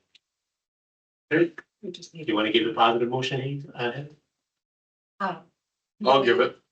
That we give second reading to bylaw 2024-76. And then And call for the vote. I'm not gonna read out that council. I gotta just think for a second there. Call for the vote. And we all vote in opposition. That we defeat. We all don't. Yeah. 2024, Put your hand up in favor, Thank you. but you'll be the only one. All right, let's see how it goes. Okay, all in favor? All opposed? There you go. Man, I'm on the wrong side of that one, I tell you what. And now we go to the next bylaw. All right, that's it. Next one is the council put forward a motion on the floor to give second reading to bylaw 2024-76. No. No. That's No. done. That one's that defeated that. 87 now. Here. 9-7. Oh, we're just done with that. Yeah. We You wanted just wanted to kill it. Dog. All right, fine. Bylaw. They're no fun. Okay, here we go. Bylaw 2024-87. Bylaw to amend Turner Valley Land Use Bylaw 2020 or 21-1114 again. There we go. All right. Please do. That council amend bylaw 2024-87 by adding 1.2 section 6.4.8 be deleted in entirety. Excellent, thank you. Any debate on that? Do we want to put it up on the board just in case anyone ever wants to look back on it? No. We're good. All in favor? And that is carried. Good second. Second, please. The council will give second reading to amended bylaw 2024-87. Thank you. Any debate? No comment. So even though we are technically de-densifying what's proposed, I think we have to appreciate that the average person doesn't understand, like the average resident doesn't understand it. And so when this comes forward and people see this, that didn't hear about it and then hear about it afterwards, They're gonna be we have to be sensitive to the fact that for them, it is definitely densifying their surrounding area, even though it's less than what they could have done had we not changed this.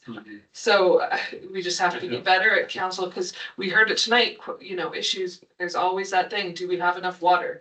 Do we have enough sewage? Is this gonna increase traffic and crime and all those things that we hear about? We need to, we're still hearing it, that means we're not communicating well enough. Some of the things that we know. So I totally support this. Here is a good place to try the R1N. And to see how that goes. But we do have to appreciate what the average resident is gonna take away from this. So just wanted to say that. Yes, well said. Jonathan? Yeah, it's hard demystifying myths. Once the myth gains a foothold. And I think one of the ones that concerns me most is we heard it when we were discussing different areas in town that we wanted to put in R3, such as the Morrison lands. I think that's where his ball started rolling about the crime being increased because of higher density. And in that regard, we were looking at actually putting in an affordable housing. And I think that's still on the table, should they get the provincial grant for that. We had a chat with our RCMP staff sergeant, and he said the similar property over on the former Black Diamond side has not seen an increase in crime. And so that's a reality. Maybe other communities have, but for as a whole, as Carrie mentioned in her piece, studies show that crime doesn't increase. And so as much as we can, it's challenging to understand it that way, but we need to look at that from the data that's available here in town with areas of similar size, similar backgrounds and whatnot. It's hard to demystify myths, though. You know, I do look like the guy on Mythbusters, I've been told. So maybe I need to start doing pieces on that. Like municipal Mythbusters. There you go. Municipal? Mythical. Can I be a guest on your podcast? 100%. Okay, we have second That's completed. Yeah. Third is up. I think we go to vote on I'll give you that. We haven't voted second. No, because I haven't debate. There it is. All in favor? That's carried, Heather? Get it. Third. Council gives third reading to amended bylaw 2024-87. Thank you. All in favor? It's carried. Yep, good. Check mark that one. Bylaw 2024-95. This is about the rule. Bylaw to amend Turner Valley Land Use Bylaw 21-1114. And this is about the road, correct? The road allowance being. Yeah, so this is just a straight shooter. Go ahead, give it to me. Second reading, that council get second reading to bylaw 2024-95. All in favor? Yes, please. The council give third reading to bylaw 2024-95. Thank you. And all in favor, or debate? No, I'm good. Okay, all in favor. She was reaching for the microphone. Nope, I was pushing it away. Excellent, that one's done. 9.9 policy OHS-11 harassment and violence prevention.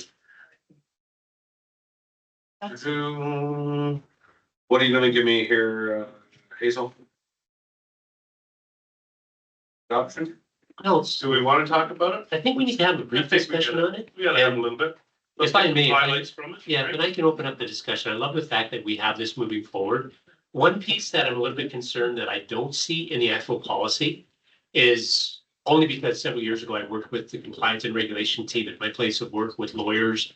And I was a consultant setting up modules and setting up the policies. They were the subject matter experts. But one piece I don't see in our policy speaks specifically with retaliation. And when we talk about retaliation, let me just read on some things, because I did some research on this week about the importance of having retaliation within the policy. One policy that I helped create when it came to retaliation is the place says will not tolerate bullying, discrimination, harassment, or retaliation. And what retaliation means, so let's say somebody is being harassed and they go to their manager, and let's say Craig's the manager and one of his men say, you know what, this harassment's getting out of hand. And so to keep the waves calm, Craig decides to actually reassign the person who blew the whistle. That's retaliation. Job reassignment is actually retaliation. So retaliation has many forms that are subtle, but it's in my belief, I think it should be included within the policy because what it can lead to. Wouldn't that be part of the procedure though for the managers? No, it needs to be identified as part of the policy because it's different from harassment. It's the response to that. Yes, the procedure should outline what happens in the event of, but my belief is that it should be included within. Because what happens within retaliation, and this is what has happened in many organizations, when harassment or workplace violence or something is brought forward, that would be a reporting protocol that the procedure would outline how that report would be made, right? So I assume the procedure highlights the fact that any report will be investigated on a case-by-case basis. In a policy, there needs to be a promise that they will not be retaliated against. And retaliation against can take many forms. It can be penalty, it can be discharge, it can be demotion, it can be suspension, it can be intimidation, or even discrimination. And I would love to have that part in the policy itself. Maybe if I can, your worship, we should bring it back. This is a template from OHS, and that's the only reason it's coming before you, is to amend that. So if we want to look at that, I'd, I don't have the expertise to speak to it, so I'd send it back to the province. Yeah. I like the identification. Table. Yeah, we can return. So we can just return this, your worship? Yeah, you can do that. So. Yeah. I would assume somewhere along the line, we have a whistleblower policy and a reporting policy, because they are supposed, they're all integrated. It's in the MGA for whistleblowing. Well, that's within us, but I mean, in the workplace, there should be, because anytime you report, you're technically becoming a whistleblower. And even if you're reporting violence or harassment, there needs to be the protection for the one making that report. And that's why I'm very strong on this one. I hope my passion is coming through, because I've seen people make reports and I've seen people have their jobs reduced because they made that report. That's retaliation. You get. Yeah, and I have to get back to your worship. I don't have the handbook in front of me, so. Yeah. But yeah, we could definitely bring it back. We'll have to just go back to OHS and ask them about that. Yeah. So do you need a motion to bring it back, or do you just need so? Let me make a motion to bring it back, Sure. considering including retaliation in the policy itself. Yeah. There you go. Yeah. All in favor? Excellent. I know I did a course at U of A. It would have been in there. And it was in there and we had a whole thing on it. So yeah, I think you're right. It'll be a good one to have. It'll be a good one to have. All right. Moving on. So that's it. Commercial septic 10.1. There we go. It's all you. Let's do it. $8. Craig, wanna have, it's not though. It shouldn't be. 200. Easy money. No, it's not. Easy money. That's not what the report says. The report also says that we don't think you can make money. And that is definitely not the case. It says. Night. Night. It says it break. Best case it break. That's total. Almost. Just make money on water, but not sewage. Yeah, the water for sure. Guys, yeah, please do. I'd like to hear a report. So that all aside, here's my problem. When we came onto council in 2017, came on council and were handed a whole bunch of business case studies that we did absolutely nothing with. And this smells just like that, that by the time this comes back, it'll be a new council that might not be us, and they'll be handed a case study that we just spent 40 grand on, and they're gonna go, what the heck, and throw it out. Just like we did with the ball diamond and the campground, and there was like 10 of them. Yeah. So as much as I'm interested in this idea, I think the timing is off, because we don't know if we're gonna be the people at the table making the decision, and it's just gonna be like 2017. That's my thoughts. So not even getting into the merits of the case, although I do think a water filling station, I do actually agree on that one. A bulk water station, I like maybe at the recycling center in Turner Valley, because I know we have residents that have wells that are seasonal, that would help, and lots of people in the surrounding areas that we might as well be making money on if we do have water capacity. Yeah. So, And the that's a great resource to tap into. Could be. If I can pick up on what Councillor Holly just said about the bulk water, could we look at doing that as soon as possible, separating it from the septic? Because without going too political, water is in short supply in the county, in certain communities, and they have bulk water themselves. So if we can add to that resource at a minimal cost, could it be something we could do within the next, I mean, what kind of time frame are we looking at just to focus on bulk water? Yeah, nice worship. Craig, are you able to speak to that? Yeah. Yes, please. Thank you, Councillor Gordon. Through the chair. In my conversations with MPE, because naturally, they're the ones that gave me that cost for study for the septic. I did not ask them to include the bulk water, so this would only include the bulks, the septic receiving station. I know I'm getting a little off topic there, but bulk water systems are a little bit more direct and a little easier. They don't require the same guidelines that sewage would require. So basically, we just need a location that would be suitable for water supply. Obviously, we want to take into consideration the kind of traffic that's going to be moving in and out. So, you know, we could see tandems, we could see half tons, you know, you're going to see a variety of different trucks. So you're going to want to take them away from any residential areas or business districts that are going to be impacted by that extra traffic. And then all we really need to do is create a small shed, a small building with a point of sale system. We would set that up with our utility clerk, and we've already set the rate in our rate bylaw at $8 a cubic meter. And so we could probably have something installed probably before the end of August if we got going on that right away. Cost, I'm not too sure. Point of sale systems probably around, and the point of sale and the valve system is probably around $12,000 to $18,000. The building, you know, it doesn't have to be high tech, or just needs to contain everything with power and internet. You know, it wouldn't take too much, so.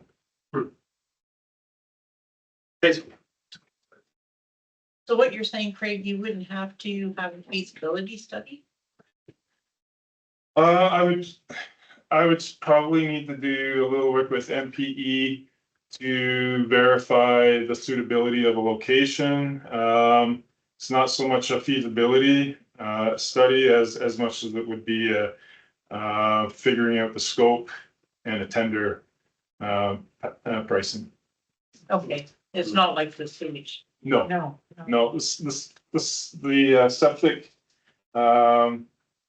quite a bit larger project in that there's a lot of environmental pieces that need to be resolved. Access and reporting needs to be resolved, and we also need to know the scope of that work. If we have a suitable location that you know, we'd ideally want to find the least expensive location and facility. Yeah, because this would be Diamond Valley would be an ideal site because it's either Longview, Alderside, or the Burby fire hall.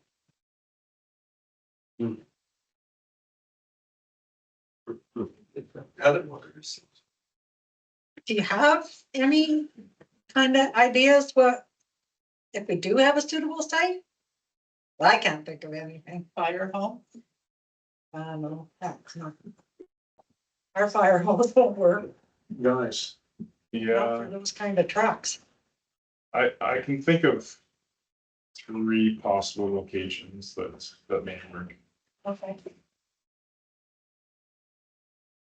We have a commercial road that drives directly down to a $21 million upgrade that can handle any weight of transport truck, as it's been used as a diversion trail for every parade for the last 40 years.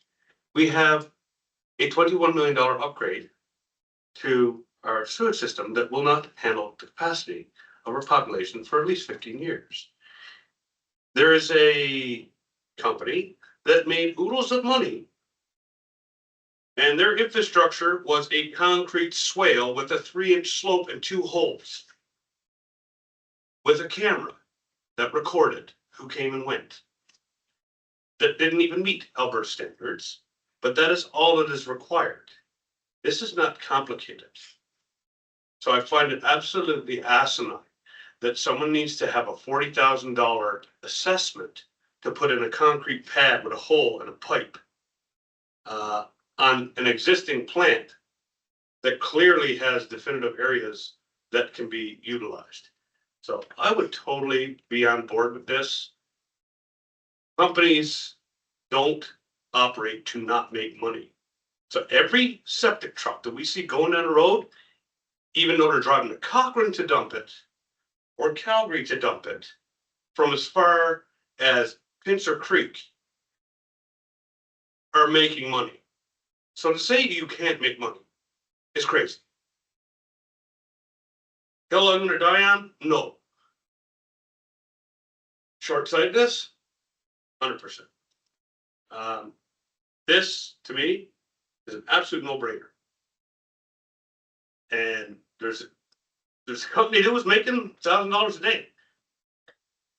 So $1,000 a day times 365 is $365,000 a year. So we put in a $200,000 investment. You only need 5 trucks at $200 a trip, which is well below the current market rate. It's $1,000 a day. So if you want to invest into our $21 million septic system, this is how we can bring back some money. I would spend the $40,000 to get a proper MPE business plan, utilizing a massive field owned by West End. How many acres in there? I don't know, 100? I think we could find an acre to put a truck in a parking lot with a little camera and a fob. I'm gonna make a motion and you guys can defeat it if you like. 100%. Let me see. Where is it? Yeah, you can. Yeah. I don't think anybody doubts that there's probably a way to make some money off of it. My concern is that by the time we find it out, it might not be us here. That's our job. We gotta put stuff in front of the next council that might have a chance. If we bury this, how long until someone says, oh, you know, that's a good idea? Oh, really? That was proposed 7 years ago. That's my thought. Worship, if I may, Go ahead. just looking at Craig, so it's February. We have a report back, a business case prior to this council, like by summer. Is that reasonable? Yeah, I think MPE could probably have us, you know, an outline of a business case and a feasibility. I would hope probably July. Good. Cindy. But then capital budget to approve. All through the next guy. Yep. Yep. So, So it's you a know, gamble. we can leave it. I'd sooner leave it so that it sits there waiting for the next discussion. Barry, what do you think? I think it's worth looking into.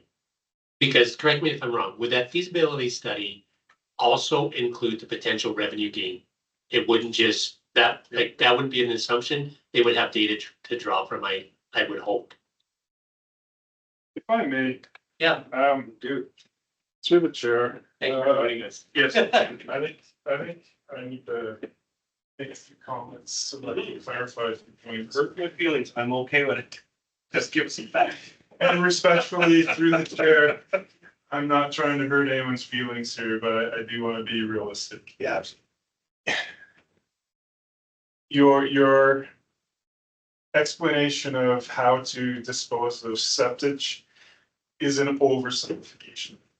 What you see driving by, and you see a truck parked and they're dumping sewage, that's just the receptacle. That's what you see on the outside. It's what happens behind that process. We can't just dump septic direct to the beans. They have to be dumped into a receptacle, a cistern. It has to be monitored. It has to be tested to ensure that what's in that cistern leaving into the lagoon is not hazardous or a risk to our biome within that lagoon. It has to meet the correct pH. So in other words, that septic truck drives around to farms, outhouses, campgrounds. Commercial sites. They're slurping out waste material from any number of receptacles. If that material is full of debris, I've seen outhouses with boots in them. You see garbage, could be toxic hazardous materials that have been dumped into a commercial sump. Could be extremely acidic and or could be oil products. We cannot afford having that material enter into the lagoon untreated or unchecked. So what we need to do is be able to ensure through this feasibility and business case that we're able to ensure that we have the manpower. We understand our business and location. So who are our customers? We need to understand what our environmental requirements are. We also need to know or implement a process in receiving that material. We need to know from each truck where all that material came from. We need to know the company. We need to be able to record that and collect that data and keep it on file so that if we have an issue, we know how to track it and pursue the violation if one were to occur. We also need to amend our bylaw to ensure that we have the teeth to manage that facility. We are now dealing with more pressure on our utility team to ensure that that material is properly tracked and treated. So this is all the stuff behind what you see after the truck dumps. The business that was earning $1,000 a day, if that were what they was doing illegally. They were allowing trucks at the town's expense to dump septic direct into our sewage system, and that was not legal and it was not something we should have been doing. So we did actively shut that down. And I'd like to also indicate that after shutting that illegal septage down, the problems we've had to date with that lagoon ceased immediately. We no longer had high pH levels. We no longer had problems with our biome. We were effectively able to stop all of the troubles that we were receiving from that illegal septage site. So there's a lot to this. It's not just simply backing a truck in and dumping it.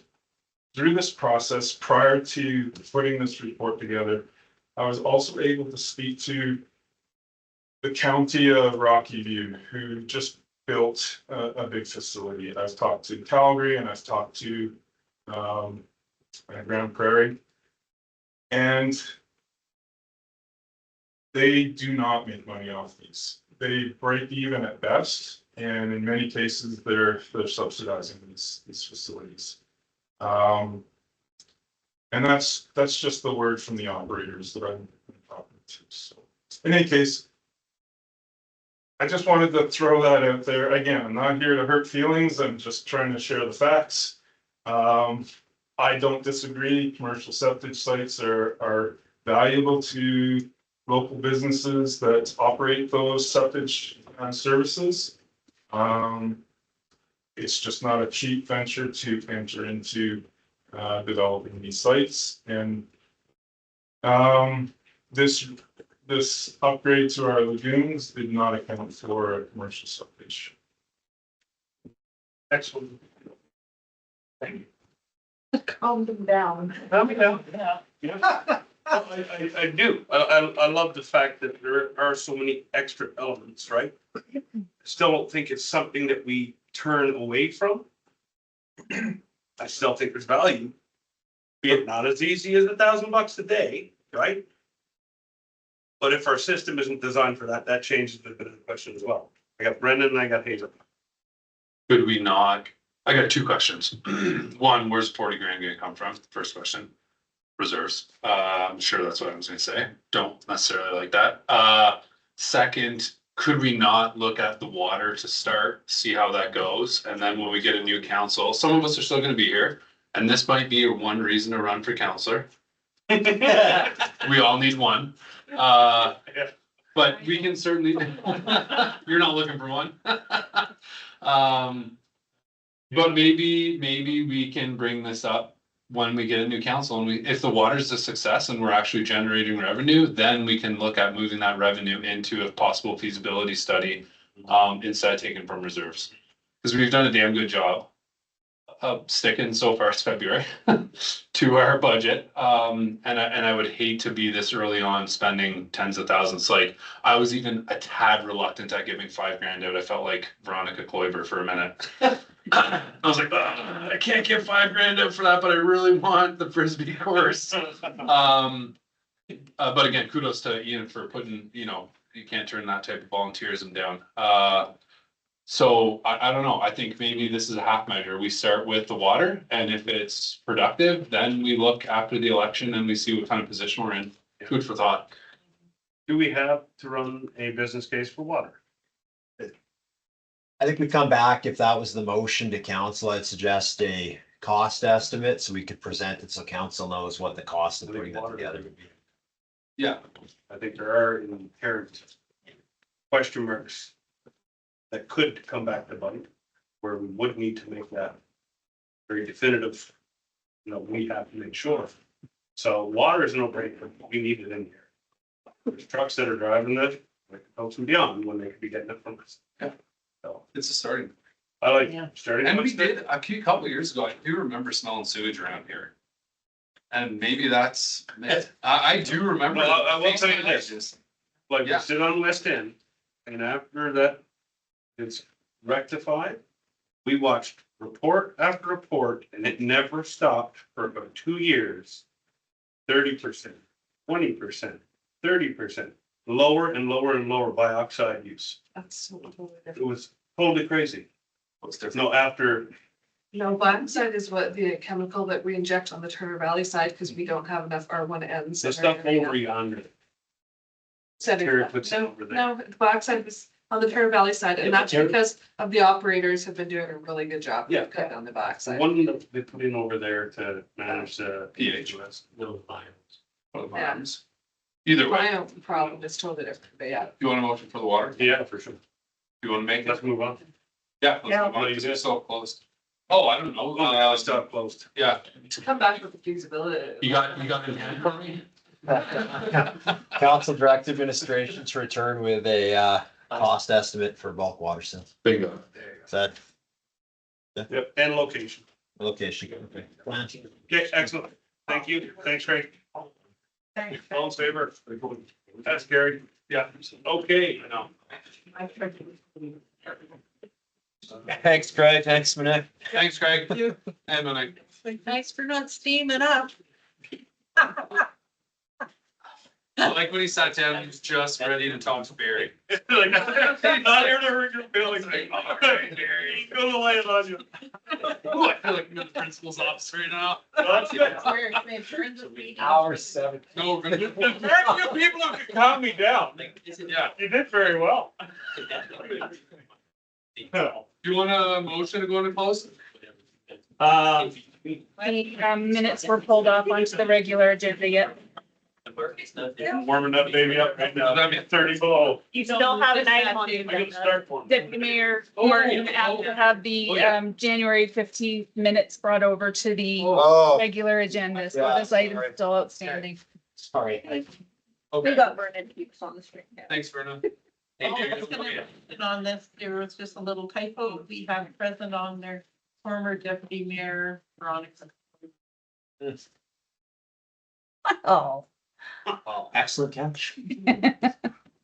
Okay, There was no money or anything like that involved in that meeting, so. my truck's still out there? Yeah.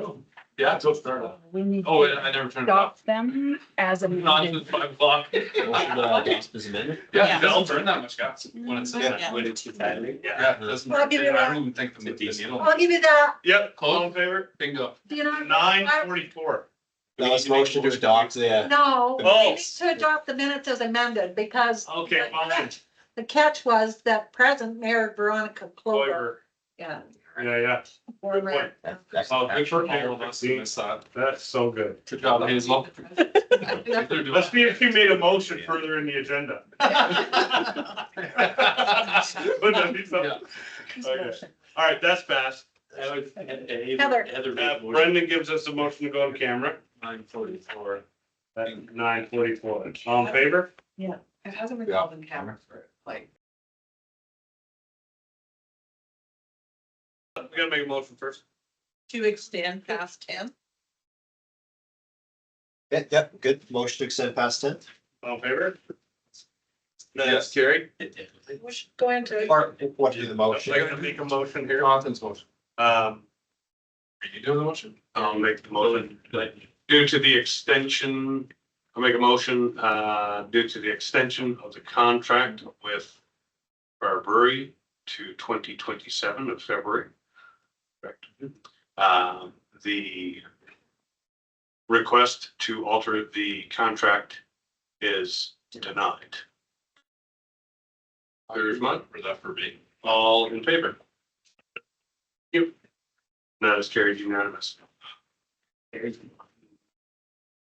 visual. That's better. Motion going closed? Or, yeah. I make that motion. Sure, Brandon makes it. All in favor? Thank you, Christine. Drive Thanks, good. And we're back.